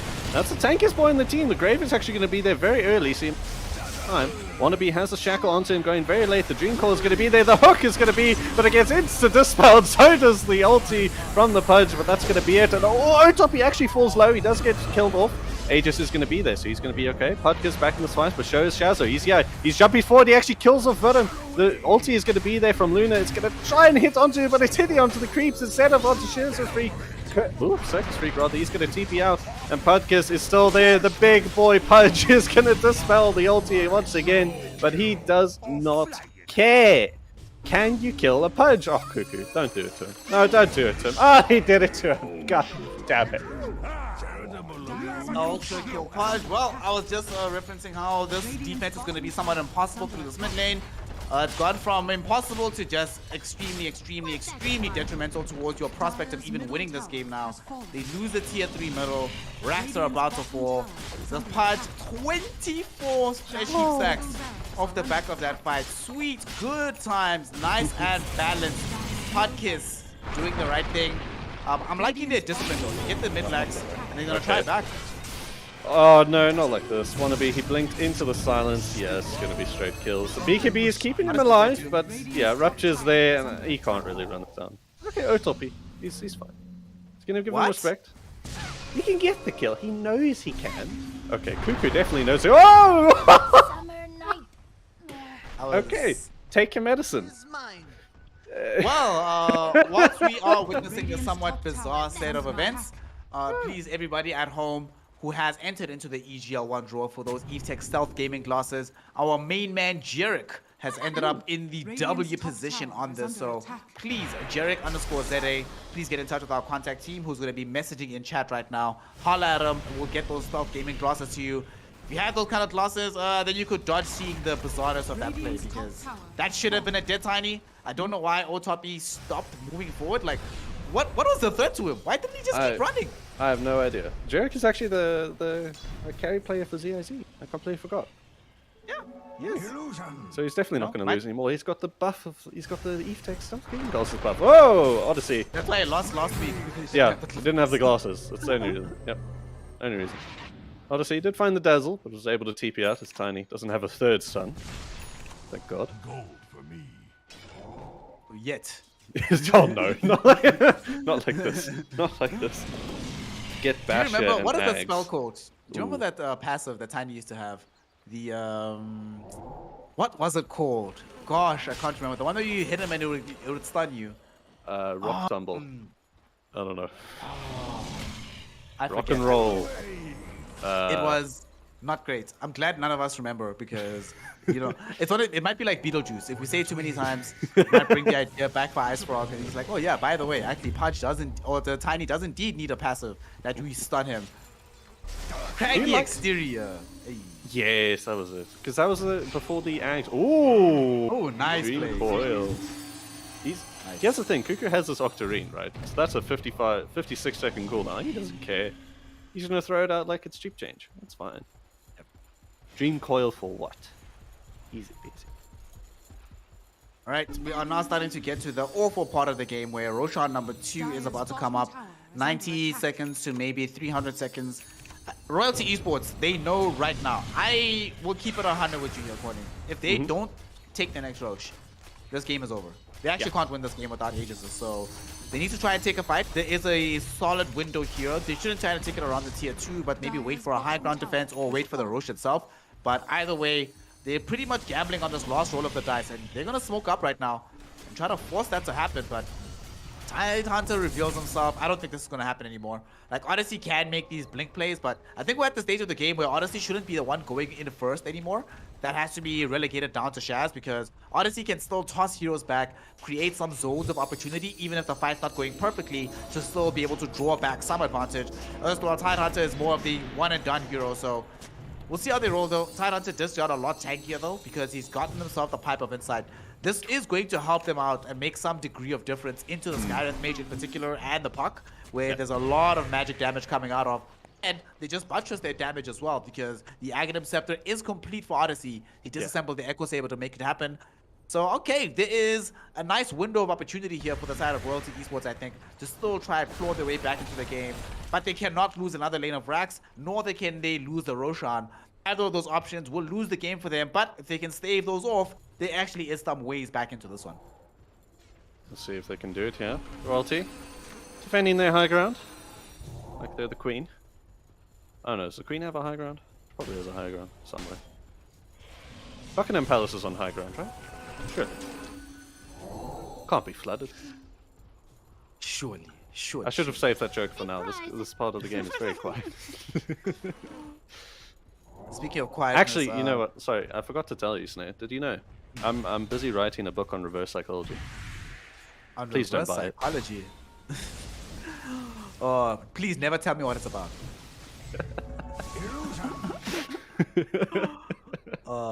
Questions that I'm gonna have for this game though. How do they kill Pudge? With great prayer and Ice Frog inventing a new hero that just goes and kills Pudge. Yeah. That's it. Oh, wannabe. Hey, it was an illusion. He had to try. It was worth it. You know, considering how some of these fights have gone down, I'm sure Pog Daddy really is wishing he was playing a hero like Ursa, which was banned out by Taken, of course, or maybe even the Monkey King, which we outlined at the very end of the draft, because they are struggling for options to burst down any of these heroes, but let alone the Pudge in particular. Get a phenomenal laning phase because he was under very little threat early on in the game. As the game has been going, it's becoming easier and easier for him. Something else we didn't discuss as well, actually. Worm has been low-key MVP of this game. So many of these hooks in this situation have been set up by the Rod of Atos, but more importantly, his silences have been quite clutch. He hasn't wasted this spell at all. He's recognized that for the most part, we actually have enough damage to kill these heroes heads up. We have other sources of silence that are longer, like the Blood Rite and the Waning Rift, but my silence is primarily to stop initiation from Royalty. And every single time he's been able to get that spell off after an initiation, fight seems to go well for them. Remember that early BKB that Odyssey had to throw off? It was primarily because of that spell. And that's probably why Odyssey has been very reticent to be the first one jumping into the fight. Because like, well, I don't have Kraken Shell available. What happens if I get silenced and then stunned without being able to get off BKB? Then suddenly I'm screwed. But here we go. This is a fight that could change the game. They realized that they had to contest the Roshan. They even scanned the pit itself. They know that this is where they can win the game. They find Bloodseeker. Yep, they found him here in this lane. Wannabe's going to be there, but they don't even need it. The 7 streak is gone. That ulti, oh my word. Okay, Ag's working that time for Tiny. Yep. Like you said. Ag's working out for Tiny. Ooh, so much Royalty. Damage. 1,000 damage. That was so much. That was so fast as well. That was so fast. Okay, that is Ravage use. But I don't think Taken are going to look to lose this fight now. It's going to be about 20 seconds downtime as soon as Otop is back up. But the Roche is up now. They got to scout this and they somehow got to get in that pit and take it. They do not know though that this Bloodseeker lacks buyback. Actually, they should know. Looking at his items right now, there's no way he has buyback, right? So yeah. I wonder if they'll try to make some aggressive movement into the Roshan pit. But look at this. Time is being bought by Putkus, who's just delaying Odyssey. He knows he can't get this kill. It doesn't matter if he gets the kill or not. He's giving time for the Bloodseeker to respawn in the game. Yep, Cuckoo committed the Dream Coil. He said very cheap for him to throw out at this point in the game. Odyssey is going to be there. And Pog Daddy's shown up as well. So we'll see if even the carry can kill Putkus. 1v. It's not looking like it, though. Those stuns are doing quite a bit. He's going to heal up here. The Dazzle's going to be there with the Grave. The heal's coming through from Wannabe. He's going to shackle him up and it's going to finally fall. The streak is taken, but Venom is there. He puts all the damage through. You don't have a BKB or Satanic on Pog Daddy. He's going to fall down. And now it's just an eating spree for Cuckoo and Venom. And Tide might actually get out. Nope, not this time. And they full team wipe Royalty there.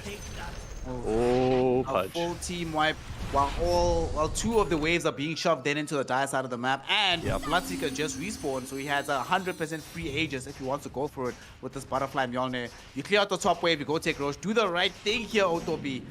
That was disaster. Like Pudge, I honestly did not think that Pudge was going to be able to fully be able to get that kill, but he hard commits. He doesn't really care about his own life because he recognizes that it's less about getting this kill and more about preventing Royalty from getting anything else on the map during the duration of the Bloodseeker respawn. Oh, not like Now, the honestly, 6 seconds of danger. BKB, 6 seconds of BKB, 3, 2, he's dead anyway. 3-2 dead. Oh, No that's right. buyback either. No, he just bought back, that's the thing. Oh, Shazo. Okay. Cuckoo is just a madman though. Puck should not be allowed to get off the recall. They need to bring back limits. Pog Daddy is going to pop the BKB. He's going to try to go further, but just a little Glimmer Cape is all he's going to need to get out, and that's a BKB gone. Can we call a doctor? I think Royalty need a doctor. Listen, man, I feel like I'm watching UFC right now. Get me the referee for a TKO because they are just getting dominated right now. Oh, The jump in, Pog Daddy has to go home. Actually, they get the shackle and the hex is going to be there. They have the ward coming out, and Pog Daddy is going to do what he can. He has his Daedalus. The Ravage is going to clip in time. It was an inch away. The BKB is there, and Cuckoo, he's just doing puck things. It's fine. They're actually winning the game. Honestly, like they've been debated into an awful position because this time that they spent diving has been time that the Tiny has been coming closer to respawn, and their waves aren't inside the base right now. They don't have Wannabe, not like this. Shazo, it's looking like it's going to go downhill here. Otop Hunter, he's going to 4-shot the Zeus. You don't have anything left. He couldn't run more because of the rupture, and that is going to be game, set, not match though, just the game. Because Taken here is going to take it in game number 1. They have taken it. I've been waiting a long time to say it. Preparing your whole life. My whole life just for When that he was one. born. What is my name? Huh? Man's living up to the name. I must say, this game from Taken, it wasn't necessarily the cleanest game in the world because there were some hurdles that they could have overcome, but they made it the most out of the style of draft that they had for themselves. We spoke earlier about like the variety of drafts between these two squads, right? Royalty being a little bit more off kilter, trying different things, different looks. We saw that with like how they were drafting several versatile heroes. Taking Esports much more straightforward with the ideas, but when these straightforward ideas work, they work really well. And what I love about this kind of game is all the things we mentioned that could be good for them eventually do come to fruition. We see this Bloodseeker, once he gets BKB, pretty much indomitable in these team fights. We saw Cuckoo outside of the catch of the Shadow Shaman. Shadow Shaman was supposed to have better catch on him, but unfortunately, they didn't necessarily give the wannabe that much farm priority. He did get a fairly decently timed Blink Dagger at 21 minutes, but the other issue that we had was that we were concerned about their relative lack of damage as the game progressed without the Blink Dagger on the Tiny and with Zeus being a support, and that allowed Puck to just get super strong, super tanky to the point where even if you get the shackles out onto him or the hexes, who cares? You're going to be able to survive the fight. The real MVP, it has to be Circus Freak. Circus Freak Dazzle bailed out this game so many times over. Without this Dazzle, honestly, I do think that Royalty Esports, I'm not sure if they would have won the game, but it would have been a much more even affair. But all the time that they found themselves in very favorable positions, they have to commit everything to get a kill. And this one hero can press W and negate you pressing 2 Rs, and suddenly the team fight advantage immediately swings back drastically in the favor of Taken Esports. No, completely gone.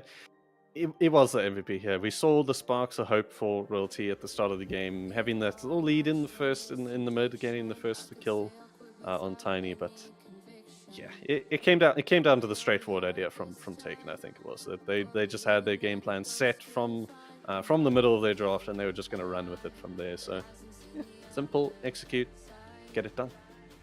Yep. Sometimes simplicity is best, especially in the world of Dota 2, which is the most complicated game of all time. Well, right now, though, it's not over just yet, Corny, because although Taken Esports have taken game number 1, Royalty Esports Purple still have one more opportunity to try and get themselves into the top 6 with one more game here, as we are going to be leading into game number 2. Should they fail, though, that does mean that their journey here in the 3rd season of EGL 1 will end, and they'll take home a respectable top 8 finish. Respectable enough that they'll feel, you know, they'll be like, well, this probably represents improvement in terms of our overall prospects, but that's not why any of us are here. Yes, of course, we might be able to argue that top 5 plus gets the money, but it's not about money anymore. It's all about pride as a Dota player, and these squads are going to be able to demonstrate that they have that pride within them. We'll see, of course, whether or not Royalty Esports Purple can make that comeback, or if Taken Esports will take this one in a quick 2-0. As it stands right now, it is 1-0 in favor of Taken. Also, let's all remember at home that Jarek Zere has won a pair of Evetech Stealth Gaming Glasses, but we'll be opening up another giveaway down the line, so make sure that you are tuned in for that one. But for now, myself, Snare, with Corny are going to be taking a short break. When we return, Game 2 to continue the series and to see which team gets eliminated here in the bottom 8. We're going to be seeing this action, seeing this hype very shortly, so don't go anywhere. Hey,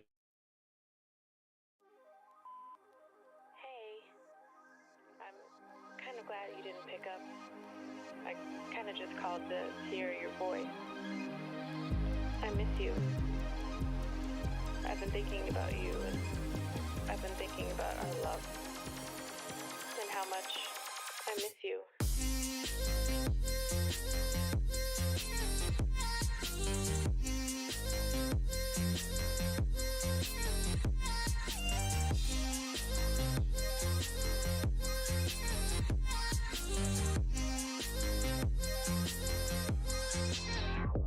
I miss being around you, hearing your laugh and holding your hand.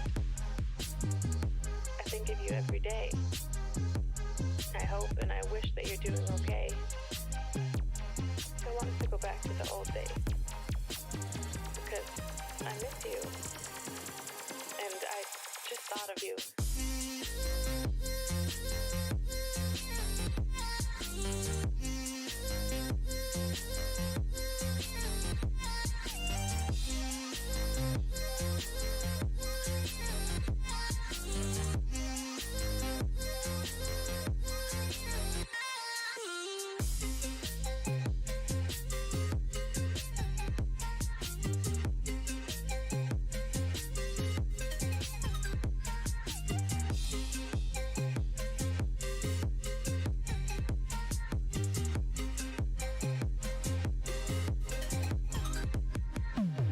The idea of you listening to this, the thought of you on the other side of the line, I can't hang up. I don't want this to end. Not again. I don't know if you miss me too, but I hope you do.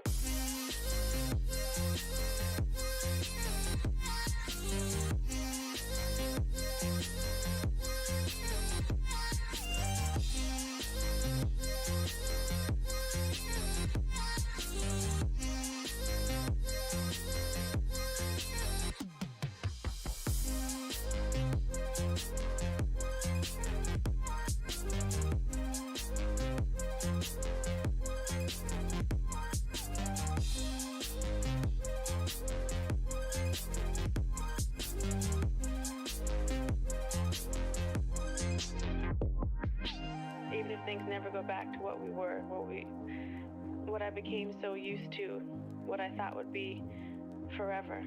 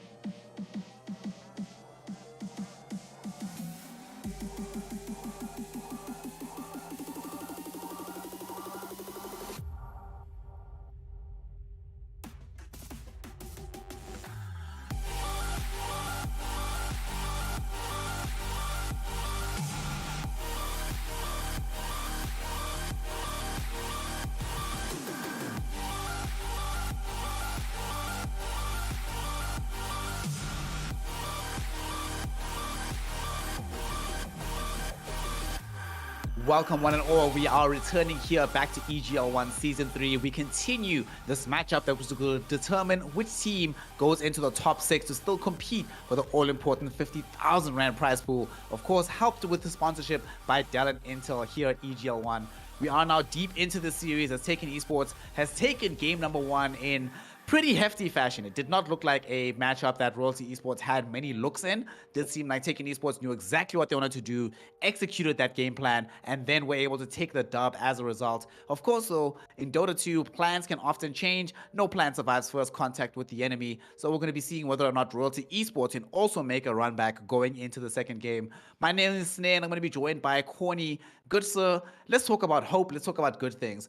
From what we saw in terms of how they approached this game in game number 1, what do we think Royalty Esports can do to try and grab this dub in game number 2? I think they didn't really have a problem with their drafting. Let's look at that for the first off. They had their good picks. The Tidehunter was actually a very good pick for them at the end of the day, but it sort of felt like, I don't know, they were just left out of choices with regards to the Luna at the end of the fight, and it's one of these heroes it just takes too long. And when you're playing against these aggro-aggressive heroes like Puck, the Bloodseeker, and the Pudge, you're just sort of left behind from the very get-go. The fact that the Luna had that tough lane and died, I believe, 3 or 4 times, that didn't exactly help. So maybe that's a part of the game that they can look to improve for this game too. But I think their drafting was solid. They had you could see their thought process through the picks and bans, and we can sort of follow along with what they're doing, which means that there is a sense of reason and a sense of logic, and it's not I don't want to play against him, I don't want to play against him sort of thing like you're playing with. You know, when you first play with the team, it's, oh no, I hate playing against AA, ban AA, and just get that out. So they had their reasoning through the draft. I think they just got to leave things a bit more open for their last picks and amp up their damage in some way. Maybe if they're going to pick this Zeus as a flex, put it in the mid lane, even though if you're going to draft it sort of a flex, fake it out that way during the draft. Stick it in the mid because it can output more damage throughout the game.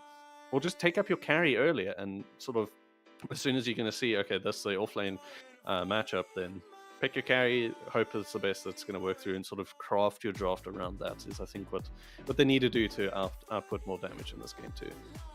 Yeah, damage was certainly an issue from them. Another issue that we outlined throughout the game was just them having this issue with cooldowns. Everybody requires to play the map at once, and it's a lot easier. We saw pretty much from the side of Taken, right, that they could take various fights with 2 heroes occupying one portion of a fight, 2 or 3 heroes occupying another. They don't necessarily all have to collapse on a similar target. Not necessarily approachable, or wasn't necessarily possible from the side of Royalty Esports to do the same thing, just given the composition of their draft. So I'm also hoping for the same, that once we get into the next game, they resolve those issues. There was rationale, you can understand why they were doing what they were doing, but the big thing, I do think you're fully correct. The off lane was a problem. Not only was it the case that they allowed this Luna to die so many times, but they fed the Pudge, not just the Pudge, but the Scareth Mage. Worm Scareth Mage had a phenomenal game, not because Scareth Mage is necessarily a phenomenal hero, but because he got off to such a roaring start that it becomes a lot easier to play down the line as a result. So they need to try and figure out a way of making sure that even if they don't necessarily win their lanes, they come out even for the most part throughout them. I mean, for the most part, something else that we saw happening as well, another thing I want to outline, this matchup through the mid lane. We saw Tiny last game when Odyssey had the situation where he gets the kill onto Puck. That should never happen, ever. Cuckoo should not have died. But immediately afterwards, Cuckoo comes back and gets a revenge kill like 2 minutes later. And it's like, well, all right, we sort of equalize the matchup now. What's happening? Yeah, exactly. Yeah. So I do want to see them also putting a little bit more focus on not just the laning phase for the side lanes, but having at least one hero in the draft, which can make the rotation towards mid to assist in the event that things are looking a little bit awry. They didn't really have that last game, right? You can't necessarily move Shadow Shaman off the lane. That just doesn't work. The hero has to stay there, has to be a little bit more static in that regard to be able to render his assistance. So I do want to see them being a bit more circumspect about which heroes can move quickly around the map. Zeus can't do it, right? He has Heavenly Jump, which is great if you are a mid laner, but if you're supposed to be making rotations, not so much. So I certainly do want to see them being a bit more cognizant about timings. At this point in the game, we want to be able to accomplish this. What's the best composition of our draft to make that happen for ourselves? If they can do that, I think they'll probably be in a fairly good position. there were some pretty decent fights that they were able to take, and you can see in moments, right? For example, when they try to smoke to try and contest the Roche, that time where they ended up killing the Bloodseeker, you could see they understood exactly what was supposed to happen at that phase of the game, and they tried to make sure that they could stop taking Esports from getting the free Aegis and maybe get themselves back into things. So taking Esports, or Royalty Esports rather, the ideas are there. Unfortunately for them, taking Esports, the execution is really, really high up. So we need a phenomenal draft from Royalty. What surprise heroes do you have in your mind here? I hate to say it, but I might as well bring it up. Are we going to be getting one of these like Pudge Techies games coming in from Royalty to try and clutch this one out? I don't think so. I think there might be a change up in the first phase bans, which is either going to leave the Brewmaster, Brewmonster, that should be one. The Brewmaster or the Dawn or Marcy. Either one of those three. So Brew or Dawn or Marcy. Either one of them two is going to be left open. Either of them is going to pick it up here. I'm not sure who has first pick at this stage. Actually, it looks like we're getting that sort of at the moment. So if depending on who's going to have first pick, they're going to get one of those two heroes. I don't think there's anyone that Royalty is going to opt out to ban instead. Maybe they just ban out the Pudge, right? They ban out Wyvern Pudge and then give out Dawn to them. Maybe their first pick, they can pick the Dawn themselves, I think might be the way this is going to go. But comfort ways of playing for Royalty, I really haven't seen anything across the board in terms of all of their drafts. But I think they sort of have to take out this Pudge, right? If they don't pick it for themselves, they got to get rid of it, because I think Taken are definitely going to first pick it at this point in the game. Yeah, it's that simple. Pudge is broken. Ban. If they get Pudge again on the side of taking Esports, that would represent their third game, I think, here in the lower bracket where they've gone for Pudge. And two of those games they've had Pudge and Dazzle, and we've seen, of course, just how strong the combination can be. So it wouldn't surprise me if taking Esports have the potential to do it, that they would just immediately snap pick those heroes up. Of course, though, Royalty Esports, it's up to them to try and deal with it. I mean, I would not be... I can see a situation where they leave the Pudge in the pool, but they have better responses. If they make sure that they get like a first phase Monkey King, for example, ensure that you have the flexibility for later in the event that you need to shift them to a 4 position. But if not, you have the lane matchup advantage and the game becomes a little bit easier for you as a result. So if they're not going to ban Pudge, I do want to see them have a plan for it. I don't think they can be allowed to go into a second game just not being able to deal with it whatsoever. I'd also like them to see them adapt their support picks a little bit, because I think Taken has shown a predilection towards having some of these healing supports. We've seen them play Dazzle, we've seen them play Winter Wyvern, we've seen them play Dawnbreaker, all in support capacities. So I would like to see Royalty Esports pick up somebody that can buy a Spirit Vessel. That would make such a huge difference if they could get an early vessel out of this. If they had like some Earth Spirit or something, well, I'm not sure if they have an Earth Spirit player, but Earth Spirit, some Death Prophet, anything that can just buy that item, force the opposing team to not be able to play the full sustain meta, and maybe that gives them the look that they need to go into winning this game. But of course, all those answers, all the questions will be answered by the draft, CORNY, because we have it. Game 2 draft. Let's go. Elimination Dota. Let's do it. It's going to be interesting because same sides, same pick order for this game. So we're going to see if they opt to change out the draft. So if my prediction is right, Royalty are going to just first ban. They're going to ban the Wyvern, and they're going to ban the Pudge, just right off the bat here. This has to be it. If they don't do that, then Taken are just going to snatch it up in the second pick. 10 seconds. Royalty do have second pick though, so things are a little bit smoother for them in that regard. But the Taking his first pick, they just take out the Pudge, or they pick up the Dazzle again, and then you have to ban all the ones that lane against Dazzle. But then you're already having your side, so you can't ban out them. You have to pick ones that go against that. But then they might not opt to do that. So I hate drafting that. I just hate it. What? Dude, I love it, but you hate it. It's like the one thing I miss back about and forths on my brain. I can't do this. Let me be honest. The one thing I miss about playing competitive Dota was drafting, right? That's the one thing that they allowed me to do all the time. Drafting was, and I was fairly good at it. Unfortunately, I couldn't always make those drafts work in the game, but I'd be like, boys, I'm telling you, this idea is really, really good. So this is, in many respects, one of my favorite phases of Dota right now. Well, right now it's actually kind of boring because of how strong second pick seems to be and how curtailed the really good heroes are. But another option, actually, speaking of like incredibly good heroes, why have we not seen Razor? Dude, taking Esports. Alright, so you can either first pick Pudge here, and then they have this option of either going like Winter Wyvern, AA, Earth Spirit, Monkey King, Ursa, a bevy of different heroes that can counter the Pudge. Or just pick Razor. Okay, they get Winter Wyvern Pick a themselves. Wyvern, yeah. Pick Razor! Royalty, do it now! Pick Razor! Do it! Quickly! Razor was banned second phase, so I think that's why they didn't opt it out and they took the Tiny instead. So yeah, if they pick it here instead of what, Tiny, and they still pick up Zeus Razor pickup, that's a strong lane. Oh, actually, maybe either Zeus, Razor, Tiny, or Tiny Puck, or even Razor Puck actually, Puck, and then yeah. you try to pick up the Tiny second phase. I would love that. Ah, Well, okay. they steal the Pudge. They're fearful of taking Esports. Honestly, this is an advantage that Taken Esports has in the draft. The fact Yeah. that they have this one hero that you have to address. You either have to pick around it, pick it yourself, or ban it out. Either way, it's weighing much more heavily on the side of Royalty Esports than it is for Taken. And I'm sure you've seen this dynamic several times in the past, Courtney, that a team that is very, very, very well versed in this particular hero also knows exactly how to counter said hero. So I don't think Taken Esports are that fearful of this first pick Pudge that we're seeing here. Okay. That's something new, actually. Grim hasn't been picked to ban too much, but it has did take it in their previous game with the Bristle Jug Grim lane. So maybe they're going to opt to take that now, because I want to check if they had the Wyvern in that game as well. That might be their reasoning for this pick ban here. 5 seconds. I'm going to have a look. Actually, I can't see it. No, they While you're didn't busy have checking the- that, I just They want to didn't bring have up the something Razor. about Grimstroke. I do not like Grimstroke as a hero right now. The hero feels very lackluster. The only spell of his which I think is actually legitimately very good at the moment is the Phantom's Embrace. Inkswell is okay, Yeah. but every other spell of his just feels so weak. Could it- The Stroke of Fate has an absurdly high cost point. There aren't that many spells in the game that like are incredibly broken with the double on the Soulbind.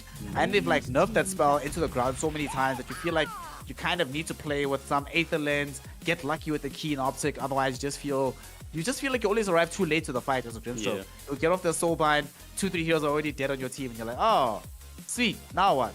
Where does this go? It doesn't necessarily help us. Would the Phantoms be good for a pseudo puck counter, because it's not something you can dispel at all with like a Yules or something like that? The puck has to hit it off on him. So pick this now, then it's sort of like, okay, you can pick puck, but you're gonna have something to at least deal with you in this game instead of just the shaman from last game. Silences in general are always just very good against Puck. The issue with Phantom's Embrace, in principle, it is very, very good, right? Because like you mentioned, you can't dispel it, you can't do anything but just destroy the Phantom's Embrace Ghostling thing itself. The only issue is the travel speed of Phantom's Embrace is so bad that any Puck with their assault should never, nowadays at the very least, ever get caught by the spell. If you get caught by Phantom's Embrace, your team needs to kick you immediately and say, what the hell are you doing, bro? What is this? What's going on, IG? Okay, there's the puck ban. Yeah. So Royalty clearly they want to address what they're picking up here. The next ban, a Snapfire counter, I think. That's the only real thing I can think of. Good against Snapfire, good against Spirit Heroes in general, so... And not Royalty really good Esports against could go for, Pudge, like, so yeah, Yeah. that's fine. That's fine. Especially since they removed the break, it's fine. I understand it this game though, because they're looking at this Grimstroke, right? And the only other way that Inkswell becomes... I think the spell itself is mediocre, but it becomes a good spell when paired with a partner that can carry it deep into the fight. So your Embers, your Void Spirits, your Pucks, your Queen of Pains, these sort of heroes that once they have Inkswell upon them, they get very deep into the engagement, break up the entirety of the backlines. So taking Esports, one of the reasons I imagine that they banned the Nyx Assassin is these sort of heroes need vision primarily to be able to make those very aggressive leaps, and Nyx Assassin provides that vision to you in spades. So being able to remove that does, in a sort of off-kilter way, also gimp the potential impact of this Grimstroke in this game, if of course they still manage to address what the mid lane is going to be. I'm imagining Ember feels like the right one for Royalty. I think that's a little bit stronger than the Void Spirit with Grimstroke, even though Void Spirit's a stronger hero overall. How do you feel about it? Where do you think this Grimstroke... I can't imagine a world where they're not trying to have some kind of combination with those, right? It's either Grimstroke with the Spirit, or it's going to be Grimstroke with Doom deeper into the draft. I'm looking at this now, and I'm thinking if they're not going to opt to go the same way they did against their game 2 on Duck, where they pick the, which is still in the pool, the Jug and the Doom. They don't have the Bristle available to stick off lane, but they stick something like that. They put the Doom, I believe they had it middle? I'm not too sure actually. Yeah, it was definitely a mid Doom. I'm looking at the items, yeah. So if they stick this mid against whatever Taken has to deal with, then it's another form of the thing that, okay, you have to deal with this. You've got to deal with the Pudge, you have to deal with the Grim, and now you have to deal with the Doom. And on top of that, if they pick up a Jug here, they're not going to have that middle double pick phase, but they can still do it. It's good combos either way. The Inkswell on Jug and Doom is strong. And you have good setup as well. It's not so much about, say, the double Doom with the Link, but it's more about just the synergy between them. Pick all the red heroes and you'll be fine. Just pick by color. That's it. The one little bit of point of trepidation I have about the Juggernaut would be that Juggernaut doesn't often fare the best into Winter Wyvern, just given the mechanics of that hero. Between both Cold Embrace and Winter's Curse, you deny most of his damage and force him to put it against his own team, and you can't use the spin TP out combination. But the lane is nuts. It's such a strong lane. They go for the Venge. This doesn't discount or preclude them still going for this Juggernaut. They now pretty much have just secured themselves a strong lane. They were like, let's get Pudge Venge. This is, I mean, unless they're going to be going safe lane with the Pudge, but I think generally speaking, when I've seen Pudge safe lane, it comes later into the draft rather than the first overall pick. However, no matter what they're going to be ending up doing in this situation, Vengeful Spirit will be providing two roles. Firstly, buttressing the damage of the safe laner, which is why I want to see them go for like a right clicker in that particular position. But also, Winter's Curse, now suddenly you have somebody that can swap you out of it every single time. So if you're the priority target, you're always going to be able to get yourself out of it. And what's really funny about it though is, so Winter's Curse affects you, right? It hits you, it has this AoE where it drags heroes towards you. If you get swapped out, right, for like a second or so, some of these heroes will still walk towards the direction of the hero that got swapped. So that also means that you have a little bit of a break as well. So you're not stunning the entire team at once. And one swap can be a very effective counter initiation here. I like this Venge pick, actually. I like the idea of this hero. I'm not sure where it's going to play in this game, and I'm not sure where it gets far, but I can see what they're trying to accomplish with it just as much as we can see from Taken. This is the old school duo, my friend. Mars, Snapfire, Arena into raining down the kisses. Even with the swap out, even with hooks out, it's still impossible to keep everybody alive under these circumstances. Yeah, it's a good bit of, hey, you got to fight us, just deal with us, yeah. You could always go BKB, but again, Pudge is one of these guys that goes very late into the draft. But yeah, I'm looking at this Venge, I'm still looking at the previous game. They're going to go the Jug and the Doom, because this Venge is taking out the Pulse 4 roll that the Marcy would have had, but that was banned out in the first phase. But Mars is good. Venge is still good against Mars. Eventually, the thing I love about Venge is the double stun, and then eventually the BKB double stun. Ooh. Lina. Okay. That's new. This is actually so far a very good Lina game. They have several ways of keeping heroes away from the Lina with Winter Wyvern Curse, Mars Arena, as well as heals for the Lina, as well as a mobility spell in the Snapfire Cookie to get the Lina out of trouble if she ever is out of position. So she's going to be pretty much free to sit on the backlines, throwing in damage from afar. And the way that these Lina drops often tend to work these days is that she actually becomes the priority core in the game, and whatever safe lane they get is just like a fighting core. Try to make sure he's involved in as many scraps as humanly possible, and then you find yourself with this amazing mid-game push where you have two absurdly farmed cores in the Lina +1. Mars can create space for you, Snapfire provides automatic magic damage inside the team fights, and Winter Wyvern has the counter initiation. I'm loving this Taken Esports draft, and Juggernaut being picked up here. As much as we were reading this, you just said it yourself that they definitely are going to be going for this in the second phase. They've picked it up, they have it with the Grimswell combination, they've done this before, but Jug has a somewhat poor matchup these days against the Lina. Not that easy for the Juggernaut to get to the side of the fight where the Lina is sitting, and usually you try to approach that side of the fight using spin. Lina can kill you 100%, 100 to 0 through the spin itself. So I'm loving this Lina pick, honestly.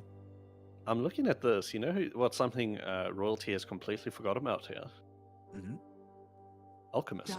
Team ban. Yeah, not even just Alchemist fan. Where's the Tiny? Oh yeah, hell, Tiny. Where'd he go? Did he roll out of there? Tiny. Like him and Pudge are pretty much one in They're like number 1 and 2 in the most picked heroes inside EGL so far. And yet Tiny completely, oh my god, actually Taken Esports, they should pick Tiny, I think, right? Obviously the Mars is going to be going into the offlane. you can actually play safe lane Tiny here because Lina is your actual carry hero in this game. Or if you feel True. bad about the 10 matchup, seconds put remaining. Lina safe lane. Not as great as Lina mid because you don't get as many levels out of it. But I 5 think seconds whatever remaining. safe lane that they get here, the idea should be that Cuckoo should be the one that's actually carrying this game. Otopi should be playing a much more Dire tempo team controlling pick. safe laner. And CK fits the CK bill perfectly for fits that. it, yeah. High up, fights all the time. Doesn't necessarily just farm for the late game. He wants to be fighting, and this provides even more physical damage against the Juggernaut with the spin, right? Yep. You can just surround him with the illusions and kill him. But also, one of the few heroes outside of 10 Ursa, seconds Monkey King, remaining. that can effectively deal with and burst down this Pudge hero as well. This is a 5 great last pick seconds CK too remaining. from the side of Taken. We'll also have plenty of time here.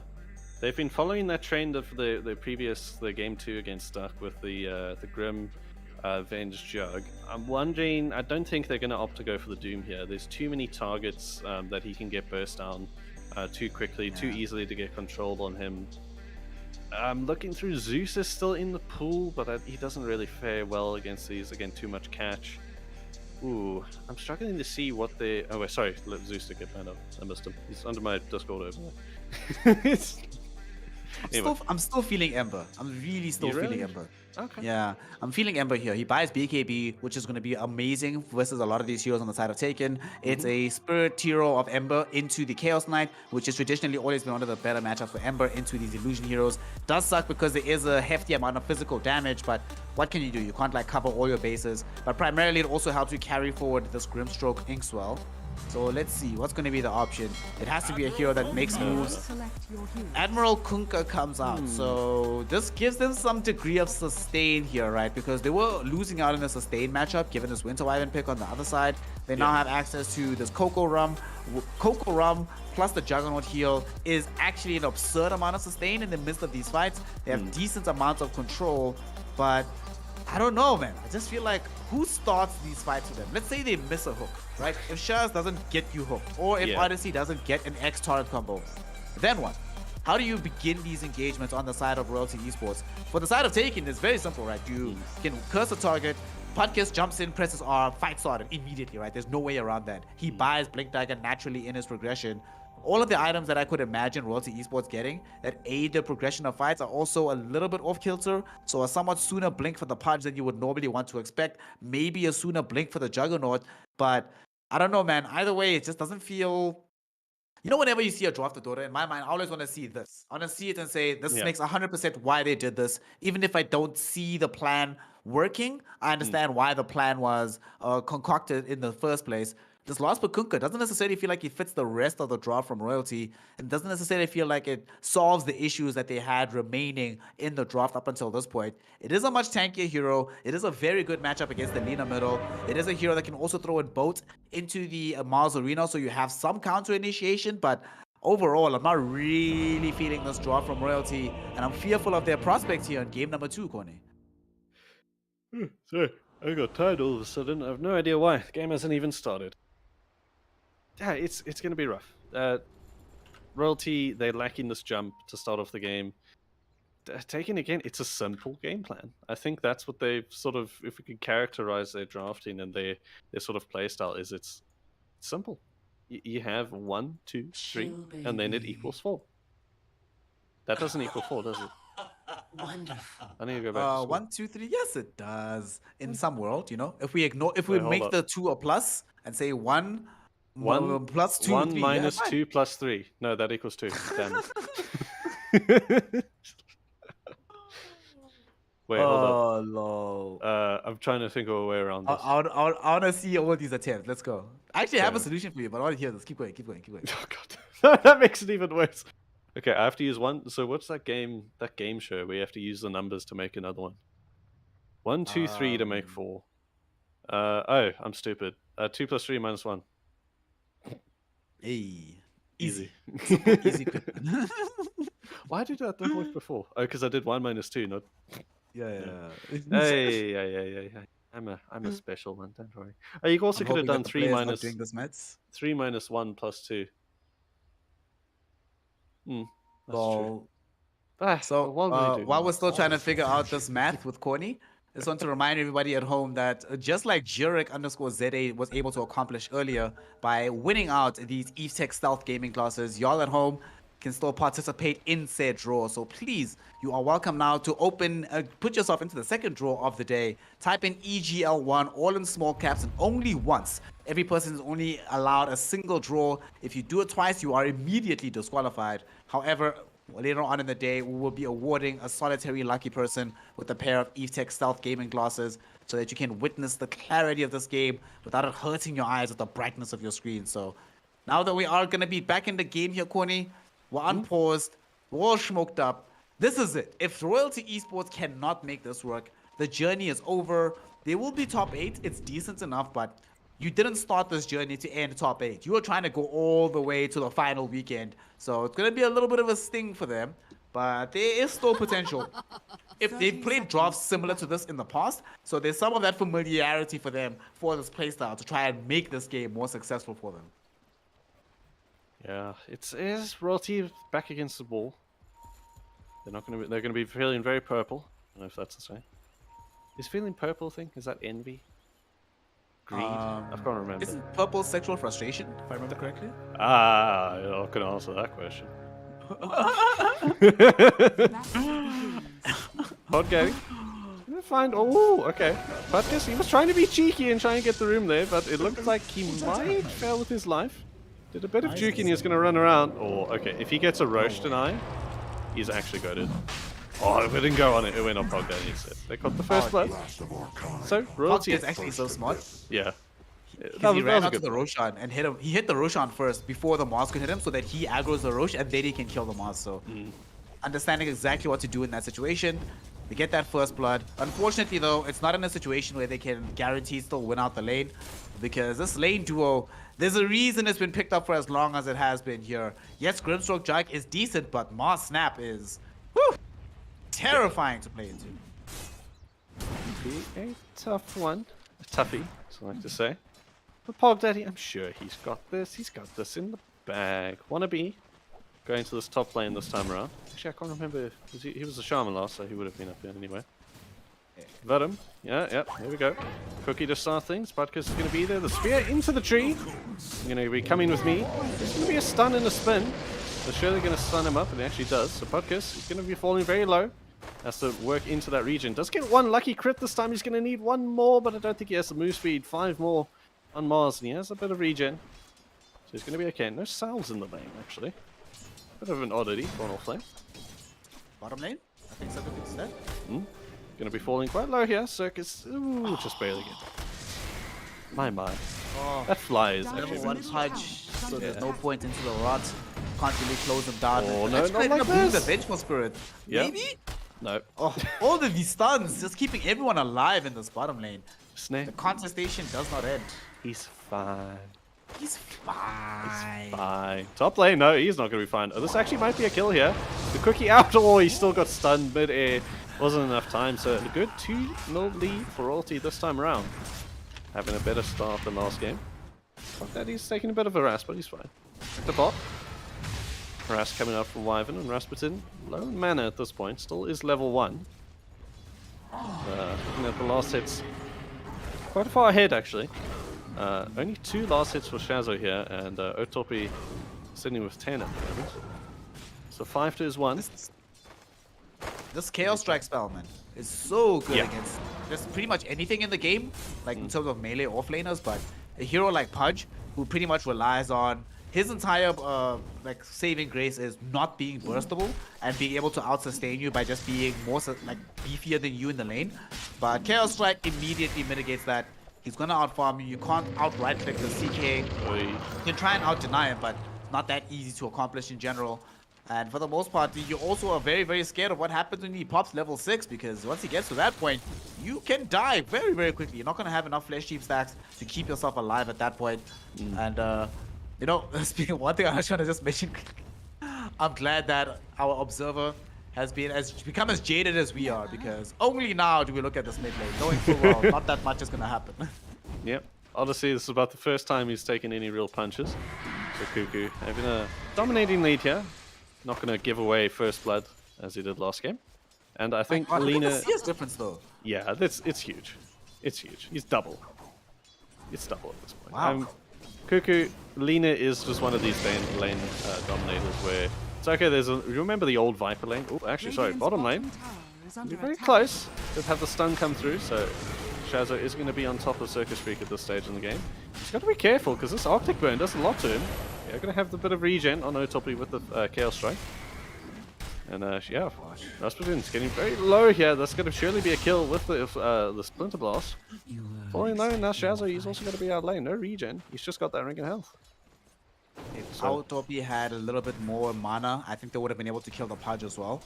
Just got a little bit unfortunate running out of resources there. Ultimately though, like you mentioned, they get the kill.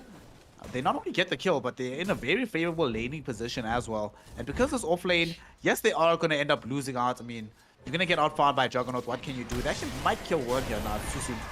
Didn't get the Inkswell out. Ultimately, they actually might kill Jug. Yeah, no, that's definitely a kill here. They're going to have the extra bit of damage from the God's Rebuke. And I want to he's got to be careful.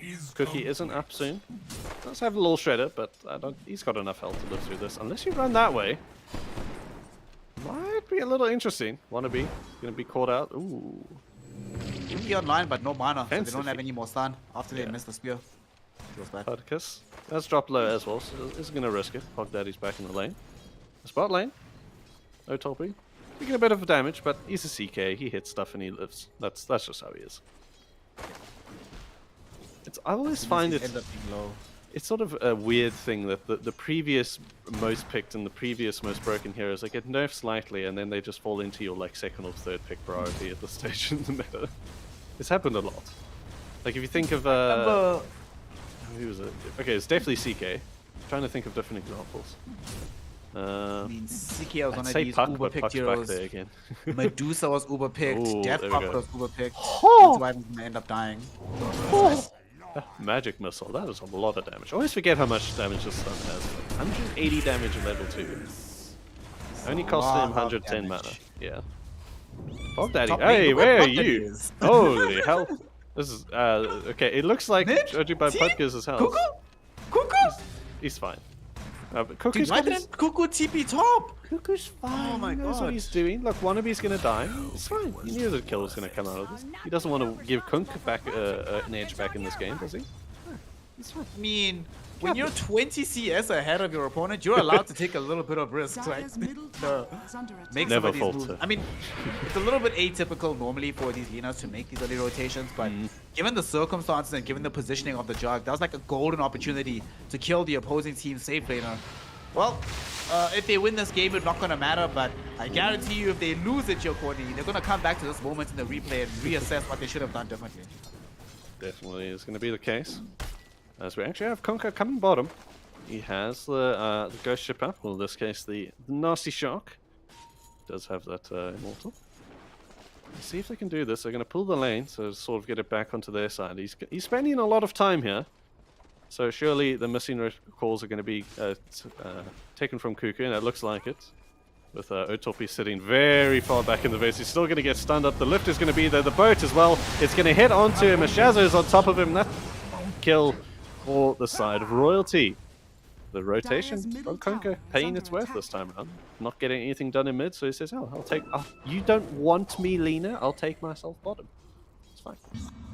Nicely played, Royalty Esports, playing by the old maxim of revolve around your vision, and this incredible observer ward that's been placed on bottom scouts out exactly where the CK was in this position. Very easy to be able to bring him down and kill him in that spot.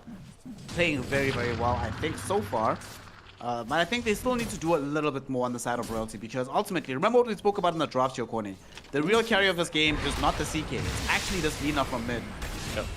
You say that though, but Otopi, he came in back to this lane with a vengeance. He's got the one kill on Rasputin. Had the slurp from the Splinter Blast last time around. Isn't going to hit onto Shazza. Does have that Vanguard, so he's a tanky poach, especially against all this physical damage. Oh no. This is... Oh no. Oh no. Oh, no. Remember last game was praising Oi! Podcast Arena top? Yep. It's going to be an easy kill there. First arena of the game, so give him an easy kill secure, which is what you want. You don't want to hold on to these spells that can give you these kills early on. Actually, bot lane, back again. Shazza, oh no, he was about to kill off Circus Freak, but rifted back by Otopi, and Circus is going to live the skin of his teeth. Oh, that was a very close one. I'm sure he would have got there. Minus armor from the Venge. Oh, don't you hate it? But Or do not you close love it? enough, yeah? Well, Ba-da-ba-ba-ba. listen, I hate it. Let's see if you get this reference, Corny. I hate it or love it, but sometimes the underdogs are on top, man. All my real ones in chat. You're gonna tell me about the game in 50. They will know. Oh, They hold will up. know. Cuckoo. The timing. No, not like this. Okay. Cuckoo went for the bounties. He's going to settle for a neutral camp. We actually have Odyssey running up top. I think he did get scouted out here. He did. By the Observer Ward. So, are they going to take this fight or are they just going to back off? They know that he wants it. It is a level 2 X. So he's going to actually reach him this time. The lift is going to be there with the growth. Oh, the cookie is going to actually he can miss the ghost ship. Perfectly timed there. The lift is going to come out and the Omni Slash to kill him off. Odyssey gets the kill secure. And he's going to TP back to mid. He's just got to keep this tower alive and keep getting these kills with the rotation. Complicated part though is that as soon as this Mars comes back into the lane, they actually have access to the arena again, and we've seen that this arena can actually threaten Pog Daddy. Not at the stage of the game where he's tanking up his side through all of it. Bottom lane though, Yep. more aggression. He's going to go in there. Pudge has committed the ulti already. Venom is in this lane as well. There's been a lot more damage than they used to. Rasputin's falling low. Pops the one to sort of get back his health, but he's going to be living. He's okay. Venom is going to hit him off with the bit of right clicks. No little shred of minus armor on this edge. No, Doppy, he's going deep. They actually have the kisses coming through. This is going to be okay for them. They get 3 kills across the board, like you mentioned. Hudkiss respawning, going mid with the arena, and getting the kill onto Odyssey. Yeah, that's always the issue when you bring down these Marses. If they have access to the ultimate, they can immediately port elsewhere on the map and make something happen. So they lose 2 core heroes, both mid and as well as bottom, and also give away a decent amount of gold, not just in terms of the gold bounties given out, but in terms of the fact that Cuckoo, you can see exactly how they're playing, right? We spoke about this in the draft. Cuckoo's the carry. Yep. Everyone else is fighting all the time to make space for him. And my God, what an amazing amount of contribution he's been able to make back into the team. Top of the net worth right now with 5,000 net worth. He already has access to these bots. So bots, BKB, going to be the usual route of build-up that we see from these Linas. And when we get to that point where Cuckoo feels comfortable to show up to these fights, they are going to be surprised, Corny, because Royalty Esports already having a little bit of difficulty with surviving a lot of these engagements. What's supposed to happen when they actually involve every hero they have in their arsenal? I mean, Cuckoo has literally not made a single movement away from this mid lane in this game, and it still represents the greatest danger on the map right now. He has that big gold advantage now. Good thing for Royalty though, so they do have Jug having a much better game this time. But that mid lane already gone, and Royalty's committed 4 heroes for this bot. We'll see if Taken is going to oblige and sort of fight them for it, but I don't think they're just going to give this up with the siege creep down here. Yeah, now you let this go. Yeah. You let this go, you leave it, it's going to get pushed down, we'll get taken out, and the only scary part about this is where's Otopi going to farm? If he doesn't die here, then it's fine. If he does, game is hard, and they're being smoked into right now. Otopi, you need to leave in the next 4 seconds. Okay, it's fine, he's not going to die. Oh, Dude, Dota 2 game of margins. If that's a different camp, right? Yeah. If these are mud golems, he's actually dead. But they're not, so he's alive. I think he's still dead. I think he's still dead. That's fine. Oh, no, the smoke expired and the creep saw it. He's going to run up. Okay, Jug, this is your time to shine. Go and kill the Otopi. The No, pony's Jug in your actually might jungle. die. Oh my Jug word. is in a dangerous position, so he actually What needs is to back off. this? Because he saw Lina, like, and he's like, well, Ring Lina's around top, the road. Snap's coming. Rocket This is so funny. This rotation started at bottom and it's all the way to top now and oh gosh, not like this. Okay, Otopi gets a stun out. The Mozzarella is going to be there. It's going to hit onto the Venge, but the Winter's Curse is even bigger. Hits onto 2 and Pog Daddy. He's going to have to commit the Omni Slash to stay alive here. They do get the kill onto Shazza and Wannabe, and Pog Daddy now trying to spin out, trying to get what he can. Had the respawn come from Rasputin, the sun's going to fly out, but Otopi is running onto them, and it's actually going to be Odyssey who pays for, well, he doesn't have any sins, but pays with his life. And now Pog Daddy. Pog Daddy? He's, Dead? yeah, he's dead. 1 crit. There we go. Dead. Oh, Oh, no, team not wipe. like this. Not like this. That was on a Dieback. that was on a dieback. Oh. All right. I mean, Ah. you know, Corny, we spoke about it literally a minute ago, right? About how much stronger Taken is going to look once Cuckoo decides to involve himself in these fights. Look at the difference, right? Just click on the fight recap. I need you to see this, right? Producer, please do me this favor as well. I need you to see the disparity in the performance of the Lina versus the rest of the squad. Outlaid 3.2 thousand damage.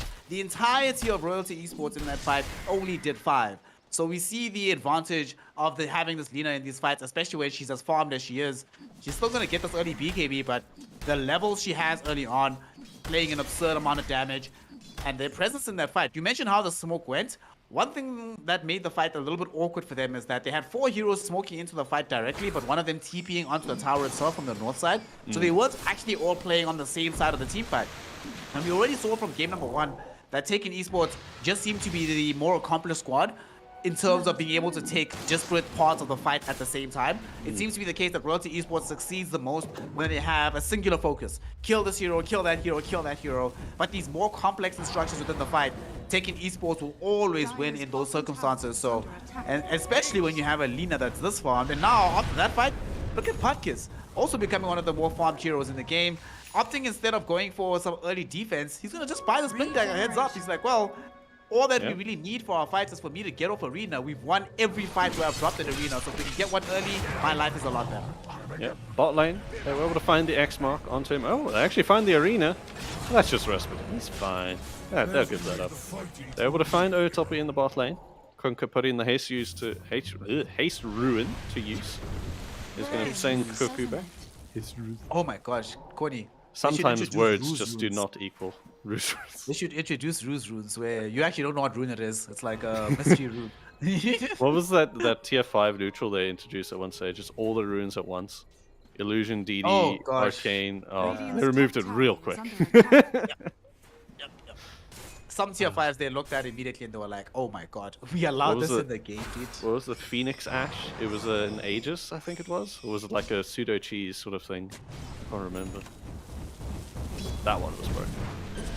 That was the point of the items, but anyway, the 2 broken. Actually, what do you think has been the most broken neutral item? And there's only one right answer, my friend. Philly Stone. No, Philly Stone's still in the game. Philly Stone is broken, don't get me wrong. Okay. It is broken, it's nuts. Are we But it's talking not- removed we'll ones talk about as well? after this Oh, fact, yeah. Yep. Budkiss? He's running forward. Let's just stun onto Shazza. They really want that fudge. I mean, I know it's a lot of meat, but trust me, it doesn't taste good. Oil rotten, man. I actually... Yes, including removed items as well. What's the most busted Ooh, neutral item concept that they've introduced into the game? Ballista with any range Oh, hero wow. and attack speed. Ballista was crazy. Ballista was Right. crazy. Alright. But in my mind, the only one of 2 answers, right? I said there's only one right answer, but there's one of 2. Well, Pudge is just gonna die. I don't think we need to commentate on this one too much because Nah, he is super Is dead. he gonna die? Is he gonna die? He's not He gonna didn't commit. Dude, why didn't Pudkiss commit here? Oh, actually, I didn't What's even see happening? this now. We watch it. Oh, there's no way that Cuckoo this solo Lina this? is doing this. What the hell? You can't have Now a they know Pudge hero. is alone. Oh, Back my middle, word, no. Pudge's dead. They Yep. know that Pudge is isolated. There's no assistance coming for their pet man. So, he'll try his best. It'll take a while, but they'll eventually get this kill. Okay, come on. Okay, there we go. Fuck that. He comes in for the Omni Slash. That was just a bit too much, don't you think? I mean, a little disynergy with the kisses and the Winter's Curse, but they get the kill. I just... Oh, man.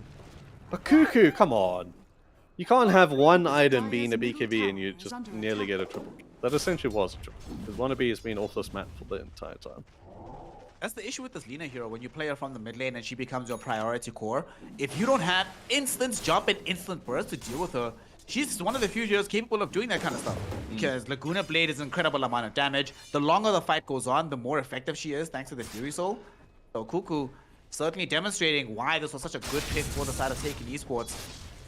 Looking much, much, much stronger from the in terms of like the carry prospect from Hey! this side. Rasputin dead metal. Oh. Bye bye. That was the fastest smoke I ever seen. Go Roche, go Roche, go Roche, boys. Yeah, definitely. Team, Yeah. team, CK is top. Lina's through middle. They have already dropped arena, but Worm is here as well with level 2 Lil Shredder. I think they should 100% go take the Roshan, because if you look at these teamfight spells, the one spell that they really need on the side of Royalty Esports, not just a teamfight but to actually guarantee killing heroes, is going to be the GG slash from Pog Daddy. Doesn't have that for another 60 seconds, and their map positioning is nowhere close to the Roshan pit proper. It's not going to be the fastest one in the world, but with this Chrysalis on Cuckoo, I think they could do it. But Chrysalis is going bottom. Oh, Yeah. the cancel on the TP. Shaz stays alive because of it. Otherwise, he would have 100% be dead. Winter's Curse would have set him up, but he might still die Or anyway. he Down might the still- top lane. no, that's step back, yeah. Curse is going to be there to hold him still. Dun is going to be into it, and the fiery stalls with the extra stacks. Woo! He's actually going to be okay. He's going to live here. Although we don't have any help coming up because there is a fight up top lane. He's going to get stunned up, killed off. And meanwhile, top, they do actually get the kill onto Otopy. So Royalty, I think that's a net win for them. Although Kuki is getting cut and they're losing this town. Yeah, I hate this. Sucks to lose Pudge, Ava, but you get a kill onto the opposing safe laner with your own safe laner or Pog Daddy.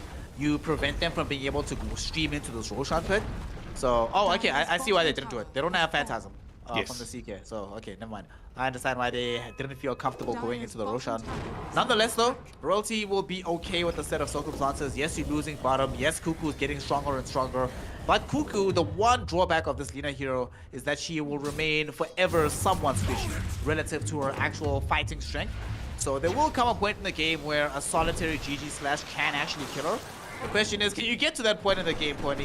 Yeah. Who knows? Who knows? That's the Odyssey? difficult part about Dota. He's actually very close here. The arena is going to be popped. The ghost is going to be there. Ghost ship is going to come out. They actually get hooked out from Shadow, so a nice bit of save. Only Rasputin's going to die here. They do have the link going through the Lina BKB, but nothing to really add on top of it. So good play from Shazo, being able to keep Odyssey alive there. And they only really committed the boat to save that. And Venge, but yeah, Venge is like... Venge and boat are equal, right? Surely. Yep. Actually, no, I disagree wholeheartedly. Boat is way more valuable than the Venge is. Out of here first left. Top lane. Oh, top. He's going to be careful here. Ah, okay. Pog Daddy's not going to commit for it. He's just saying hi. Pog Daddy building the anti-illusion build. Wait for the Aghanim shot, then you're going to build into this Mjolnir. This way, that anytime he shows up to the fight with the Q, as many illusions as humanly possible will be taken down. So, but now they have Phantasm, they just triggered it, and this time around, they will be going into this Roshan pit. They don't have all their ultimates available, but they do have Lina on full strength and Cold Embrace with the Winter's Curse available from Circus Street. So should be able to take this one down without too much difficulty. Aegis in the hands of Lina. Let's go. There we go. Cuckoo gets it. That's what we want to see. And they jump forward. Poor Rasputin. Can you catch a break, my friend? He's going to be helped with the spear that time around. But they're going to be careful here. Taking half this jump. Be able to capitalize on any little missteps that Royalty put out. Cuckoo. He's going to opt to just push the lane for now. So I think they're going to wait for Phantasm to be back up. Another 20 seconds for that. They're going to go back into it. Kiss is also on cooldown at the moment. Or Pog Daddy. It's stunned in mid lane. Otopy is here. They're going to rift him back, but not going to throw the stun out just yet. Pog Daddy's going to be careful. They do know this Lina is top, so they're not going to take a full play. Is under attack. Dire's structures Odyssey. are fortified. This is BKB finished. The Pudge. Ooh, they did see him there, but I think the rift sort of juked that out a little bit. Lina is still top here, so they might opt to go for this kill. There's going to be a curse and an X mark and all of that going in. Pog Daddy actually getting... That was not Pog. Oh, not like this. Pudkiss jumps in. He gets the arena onto 3. The BKB's pop up. Honestly, you have the ulti coming up from the Pudge, but it's going to be stunned up from Otopy. The damage as Lina is raining through this fight. The right clicks from the Chrysalis is going to be there. He gets stuns up, but it doesn't matter. Otopy's saying, I'm the carry now. The triple kill is not going to be there as Cuckoo takes it. And Pog Daddy want to be left on their lonesome, looking at their mid tower fall. Yep, they can do nothing else but watch the tower fall. What a misplay. X mark, The X what? back onto, yeah. On I think it might have Actually been cheesed just the everything. time. I'm not sure. Oh. I hope that wasn't Whatever the intentional. cause was, Yeah. whatever happened, it is the case that they have to deal with the consequences now, and those consequences are going to be at least a tier 3 tower, potentially a full set of racks coming out from this. They only have a normal wave coming in, but Cuckoo still has Aegis for another 3 minutes, full Silver Edge available. They still have the CK on the front line. Their right-click output, look at this, it is frightening at this point in time. And Royalty Esports do not have a counterplay option. Just going to end up losing the lane of racks. Cuckoo just out. Cuckoo. Just leaves. Bye. What? He's gone back. No, he wants the racks. He's going to commit the Aegis here. Gets silence up, does die. Pudkiss is going to push the Pudge out. The Omni Slash is being committed. There's nuke. They hit on 2 of them at the end of the day. Cuckoo has respawned, but there you have Odyssey being hit onto Otopy and what? Woo! Cuckoo's actually TPing out. They don't have a stun. They got the swap. Cuckoo's stuck in base. Otopy's the only one left alive. He's going to Shadow Blade out, and that should be the end boon. But Pog Daddy doesn't have enough damage to kill it, and Cuckoo's come back in. The Laguna Blade is going to kill him off. The wrap around from Lina, able to get out and come back in. Shazza's gone on there, but you don't have your damage. The Kunkka's dead. I say that, they actually do get the first kill, and they might get the second onto Otop. He's falling so low, he's only on up level. They do actually kill him. Putkiss is left alone here now. Wannabe has only the Phantom's Brace left, so you're not going to have any God's Rebuke coming up. Not that he has a mana left for it anyway. You have the hook coming through. It is going to hook, and he's going to get him this time. Okay. Okay. Royalty. Well played. Well played, my friend. That was very good. You know what that was? As much as Royalty really well played that one, especially Shaz on this Pudge, did a phenomenal job throughout the process of that fight. The real MVP of this engagement is Cuckoo. Cuckoo griefed his team super hard there. Going back to the range racks with their Aegis forces his team into a commitment that they simply cannot take. Like, I was super skeptical of them going for that fight because it's like, well, you've committed all of your primary spells earlier on in these fights. You don't have access to another Phantasm. You don't have access to another set of the arena. Why go back like this? And at first it looked like it was going to be very, very impressive with Cuckoo practically outplaying the entire team, but eventually it ends up being a very favorable margin for Royalty Esports. You know, earlier on I was mentioning that should Taken Esports end up losing the game, it might come as a result of like a lost rotation not happening from the Lina, but that moment is even more pivotal because what a huge set of circumstances. Honestly though, alright, no mind, some of this gold lead is going to be eroded by him losing his life here in the Radiant jungle. It sucks because he can't be, I was just about to say, he can't BKB and TP out, but they're going to BKB a fight instead. They do get the hook and the Wyvern. The Lasagna Blade is going to come through with the Marzarine. It's going to kill off Shazzo. He does get it, and Wannabe is going to die off. So this is a net loss for Royalty here. They were able to get the Wyvern, but at what cost? Hashtag not worth. Not worth at all. Well, that was not wise. There we go. Oh, Cuckoo. Don't do it to him. No Don't way. do it to him. No way. Double stun. Oh He's gonna get it. Oh no! Please not like this. The Cookie's gonna be forward. He actually gets stunned. That's a tanky Kunkka. Ooh. Oh. Okay. Putkiss. Calm down. Calm. Breathe in. Leave out. well, we have a breathe in, breathe out, breathe in, breathe out, breathe in, breathe out. Now drop. My real heads in chat will know that as well. Pretty much just Saint D, who I just wanted to say shout out to the homie. Shout out to the homie. You know why? Because he needs to go ahead and envy me.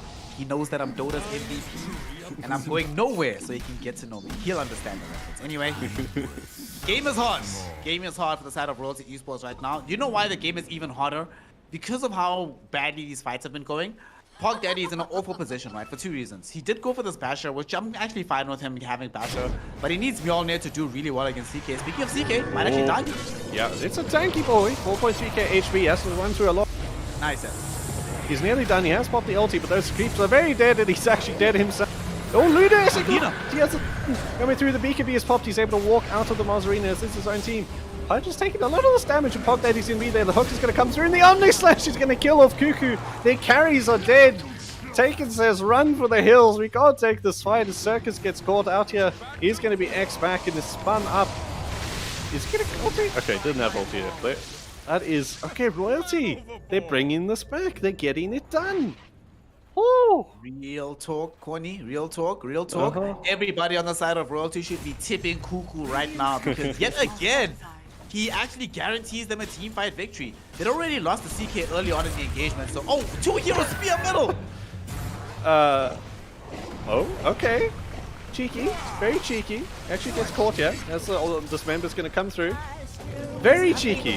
That was a very good play. No, don't run in the fire! What do you mean? He's going to die. Okay. He committed himself there because of the shard from the Mars.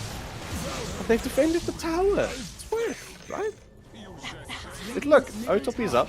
Wyvern's up in another 3 seconds. He has his Phantasm up, and this is just a tier 1. Yeah, okay, he's leaving it. He's leaving it. The cascading impact of Dota 2. So they lose a fight that they shouldn't have lost, right? Winter Wyvern actually bailed them out of that engagement.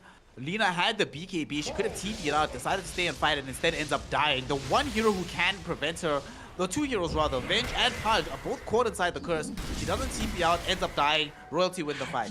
And then this mid lane hold, Putkiss jumps in, finds a very decent 2-hero spear, and the team is like, wow, that spear is way too good to try and ignore. Let's try and do something off the back of it. But Then they realize that actually we can't because our strongest heroes are still occupying the grave at that point. We only have our 2 supports and the Mars. We end up losing there. We lost the tier 1 tower in this mid lane. Look at the difference in the net worth. Not that long ago, it was a fairly solid plus 10k net worth lead for the side of taking Esports, but now that lead has been shaved down to 8k, and even not just the lead itself, but the win probability slowly but surely starting to look like Royalty Esports. If they can string together more fights like that, will be in a very good spot, especially here, Corny. If they can finish this Mjolnir on Pogdaddy and then get him like a Swift Blink, and he can close in on the Lina, everything changes immediately after that.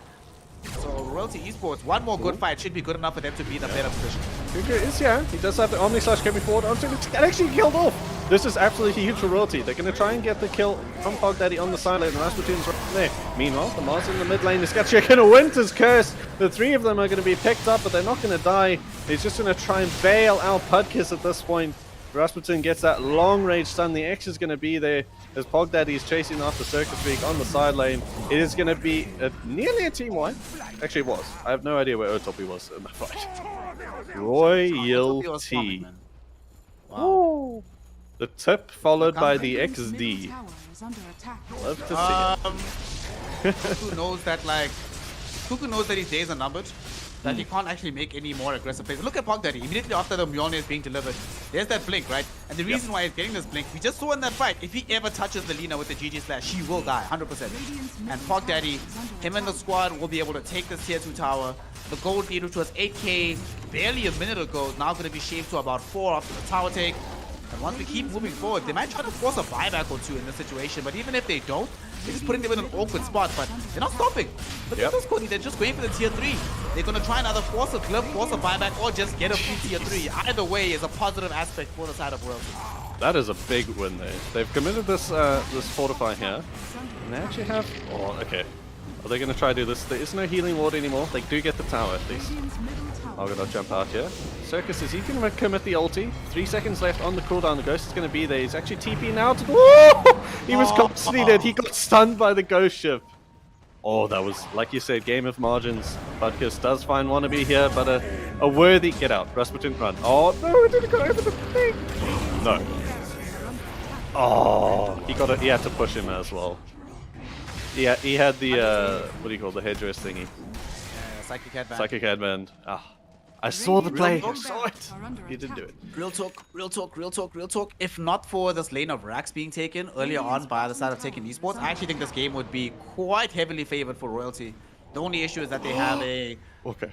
I was about to say. No, Pudkiss was standing in Rochewood waiting for it to respawn. It was like 3, 2, 1, and then he walked out of pit and Roche respawned, but he came back.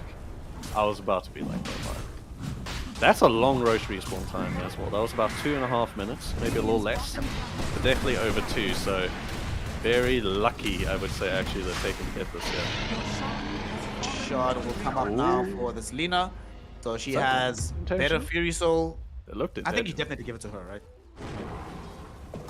She's carrying it, but she hasn't actually activated it just yet. I think they're having that discussion because they're like, well, CK could actually use the shot as well. The Chaos Bot thing is pretty decent, but I think just give it to Lina. She's been like your primary engine of damage. Sure, there've been Chaos Bots in fights, but I don't think it creates the same degree of chaos as the Lina does, especially in tandem with this Juggernaut already having access to the Mjolnir in this game. So illusions in general are just not going to be as strong overall. But they're still thinking about it because who else might be able to get it? Winter Wyvern already has theirs, Snapfire already has theirs, Mars already has theirs. Dude, Lina, dude, Cuckoo. Okay, I have no problem with that now, if I'm honest. Cuckoo's been just setting my blood pressure very, very high in this game number 2. Doing a lot of weird and funky stuff and making me really doubt what I know about He's put it in the backpack. Okay. Maybe he thinks you just have to hold it. You know? Hi, bro. Actually, X Mark is going to be onto Pudkiss' starter. The stun didn't get there from the Grim. The hook is going to go right as well. Pudkiss has put out the arena and spotted the BKB onto Odyssey. Shazzo's falling down here. Utopi has run out. The kisses are coming through. Shazzo's actually popped the BKB and he's ulti now, so he's eating up. But Cuckoo is onto the back. He's hitting onto Pogdaddy's. The spins, he can't really live through it. He has to somehow get out the slash, but he's already used it. He's going to fall. Not going to help you this time. You have the fallen Pog Daddy and Podkiss on the side of Taken, but this is going to be Royalty falling down. 4 heroes already gone, and Rasputin surely going to follow the slow from Circus Freak. And Cuckoo comes, hey! That's too much damage. That is too much damage. DD. Double damage Lina. Alright, let's see what the Lina did here. So the team in total did 15k damage. A solid half of it, 7.3k practically done by this Lina. Fair and balanced, and that was without the Agnum shot, and she did pass it over to the CK, who actually didn't even use it in the fight. Oh, Only activated it later. And now there's so many buybacks. Only 2 buybacks. Nobody else has this. So they don't know, obviously, on the side of Taken, that these 2 buybacks they forced are the only buybacks available. If they did, they would certainly go for the jugular. But it doesn't matter here, Corny. 2 lanes of Rack still represents our massive advantage swing back in their favor. I think they're going to realize now. I think without these buybacks, especially now that they're going on to know that. So it's just 2 against the world for Royalty at this point. Odyssey is going to fall out as well, so he doesn't even kill off Circus Freak. And surely this is GG. Game and game for Taken. Way too quickly. Lina CK, man. This push potential is going to be absurd, so there's no real possibility. Unless Cuckoo dies in the fountain. Cuckoo, relax, Cuckoo. man. It's only a game. Please. Why you have to be met? Oh, okay. Shazzo, he's trying what he can. Otopi has actually dived in the fountain. You don't have Aegis anymore, buddy. Okay, Taken, what are you doing? What are you doing? He's gonna die. Dog Daddy? He's gonna die. Cuckoo? Cuckoo? Cuckoo? Corny, game's not over. I was about to sign off. This is what happened. Dire's bottom tower Taken! is under attack. What are you doing? So, I want you to look at how much Roshan, or how much HP this Ancient has, right? 2.7k HP. I'm looking at a CK that didn't have Phantasm at the time, to be sure, but does have Heart, Echo Saber, Armlet. I'm looking at a Lina with Silver Edge, Lincoln Sphere, as well as bots. If they commit all the time they spent diving the fountain to hitting the Ancient, this game would be over. This game would actually be over. We'd be done, we'd be going home, and Taken would be going on to the top 6. But, Dota 2, man. You know what I always say, Corny? Game of margins. And this margin, they took the wrong one. That was not the correct call from them to make, to try to keep forcing the fight. But you understand why, right? Yeah, The thing yeah. about Dota players is often they want to force out the GG. It's more satisfying to force your opponent to tap out than to just simply destroy the Ancient. So they were like, well, we're corralling them inside the fountain. We might as well just take this dub. Regrettably, it doesn't end up working out for them. So now there's still one more bite at the cherry for Royalty because they can't get Mega just yet. This tier 2 tower down bottom will protect them from the Megas coming in.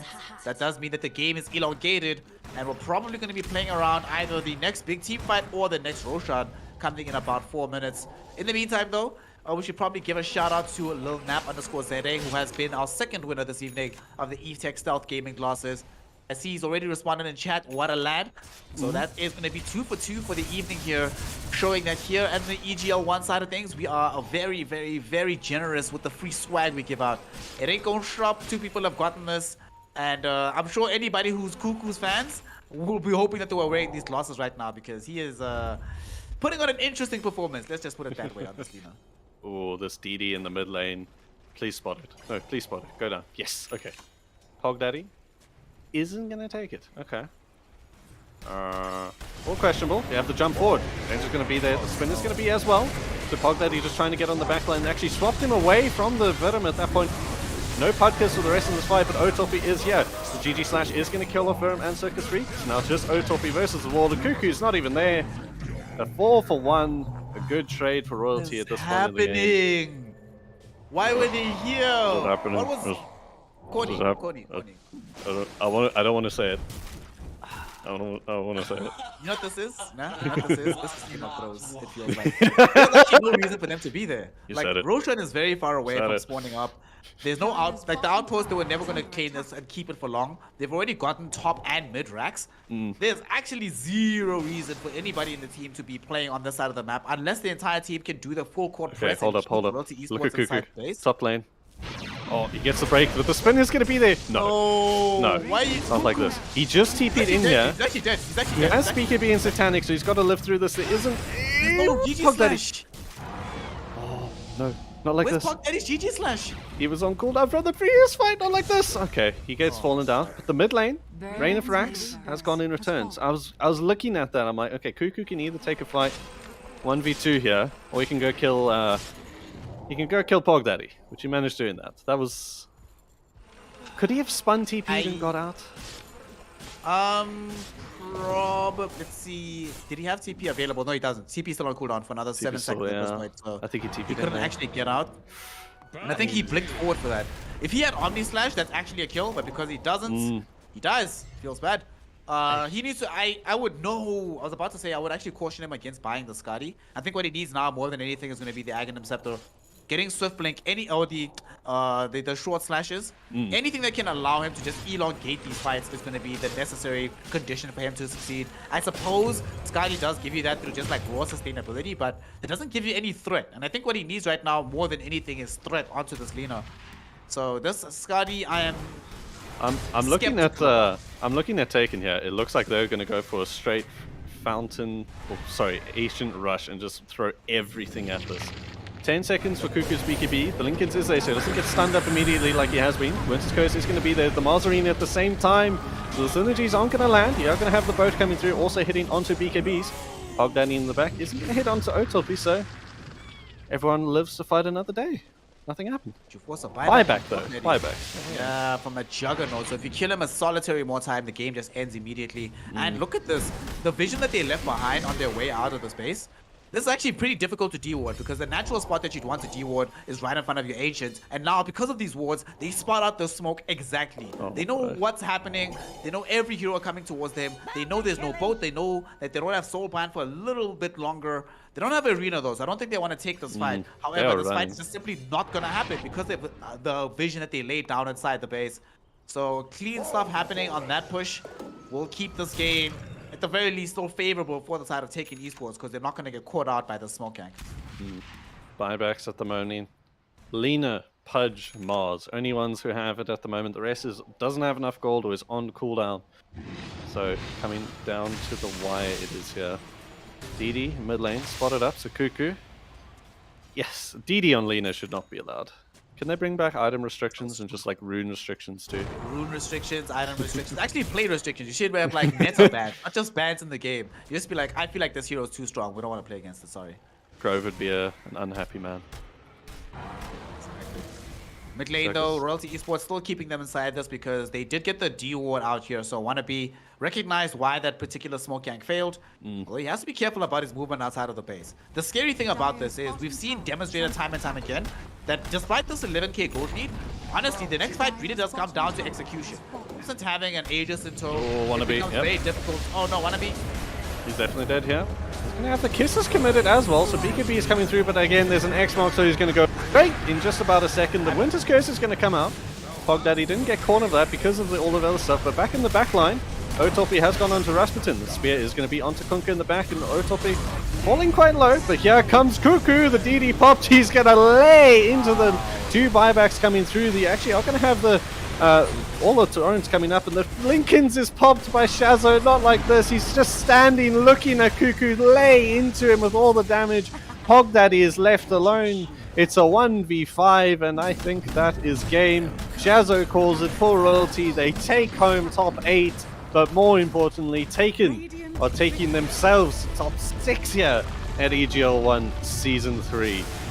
Woo, Cuckoo. What a boy. Cuckoo is not actually I've loved about Cuckoo in this series, right? Cuckoo is the vein of that old school mid player in South Africa in particular. He'll either win you the game guaranteed, or he's the one that loses you the game. There were several moments I thought he lost them the game here, but he didn't. He pulls through in the very end, buys the correct items, dishes out the correct amount of damage.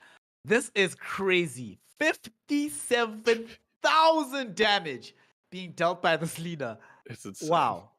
That's more damage number than you see coming out of core Zeus's in this game right now. Erstwhile, he's out here popping up on this Lina. But we mentioned in the draft, Cuckoo's the actual carry. Otopy was just moonlighting as an additional off laner here. But when Cuckoo shows up to the fight, that's when things get really real. And that's why he walks away with all that damage and walks away with 17-4-15 of a scoreline. And certainly, in my opinion, definitely walks away with the MVP vote for his team in this game.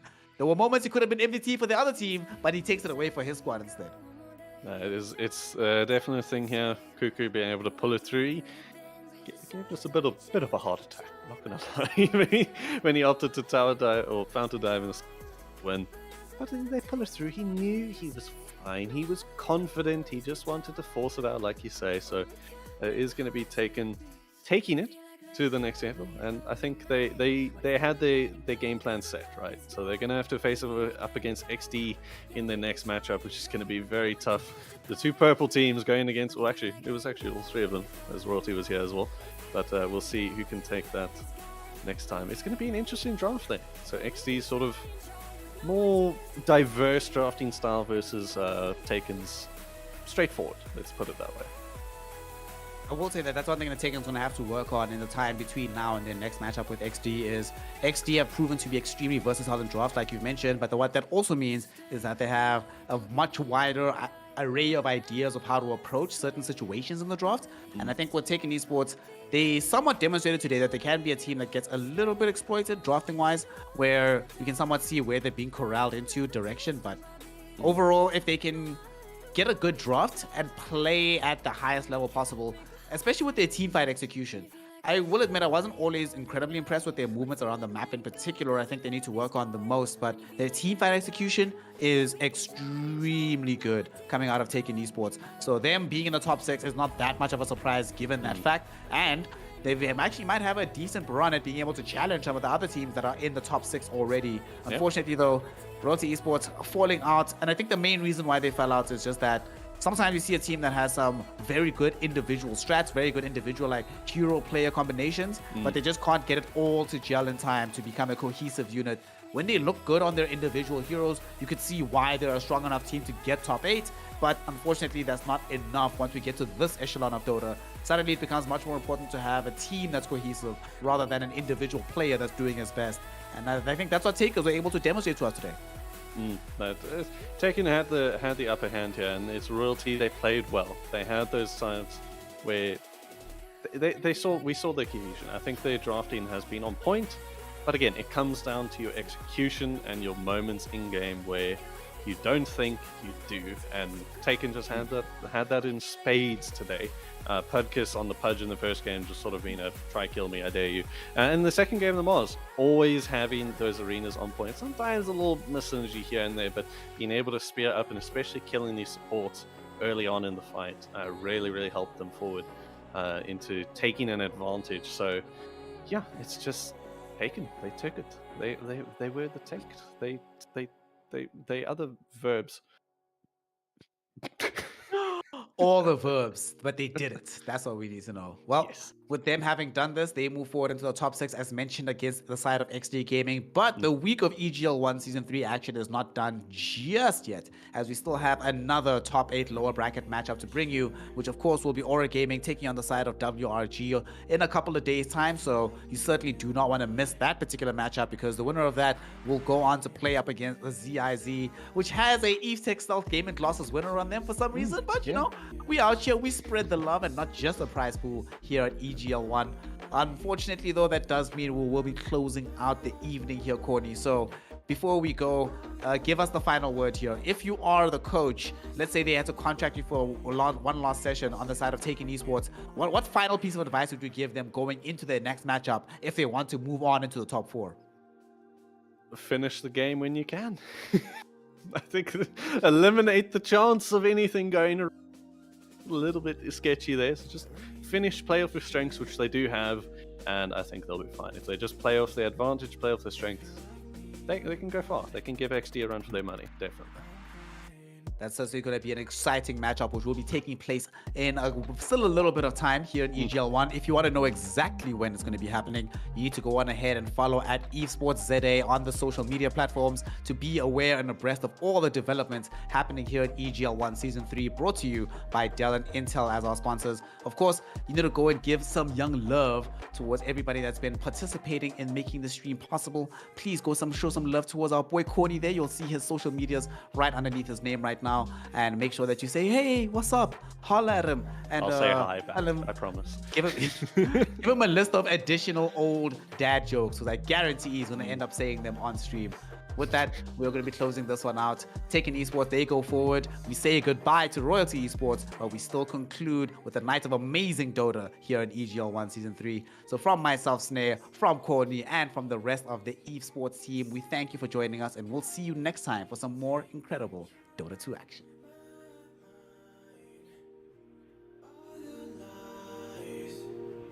Lost on fight. I guess you like it more than me now. Living in a crowded dream, searching for the quiet that you need to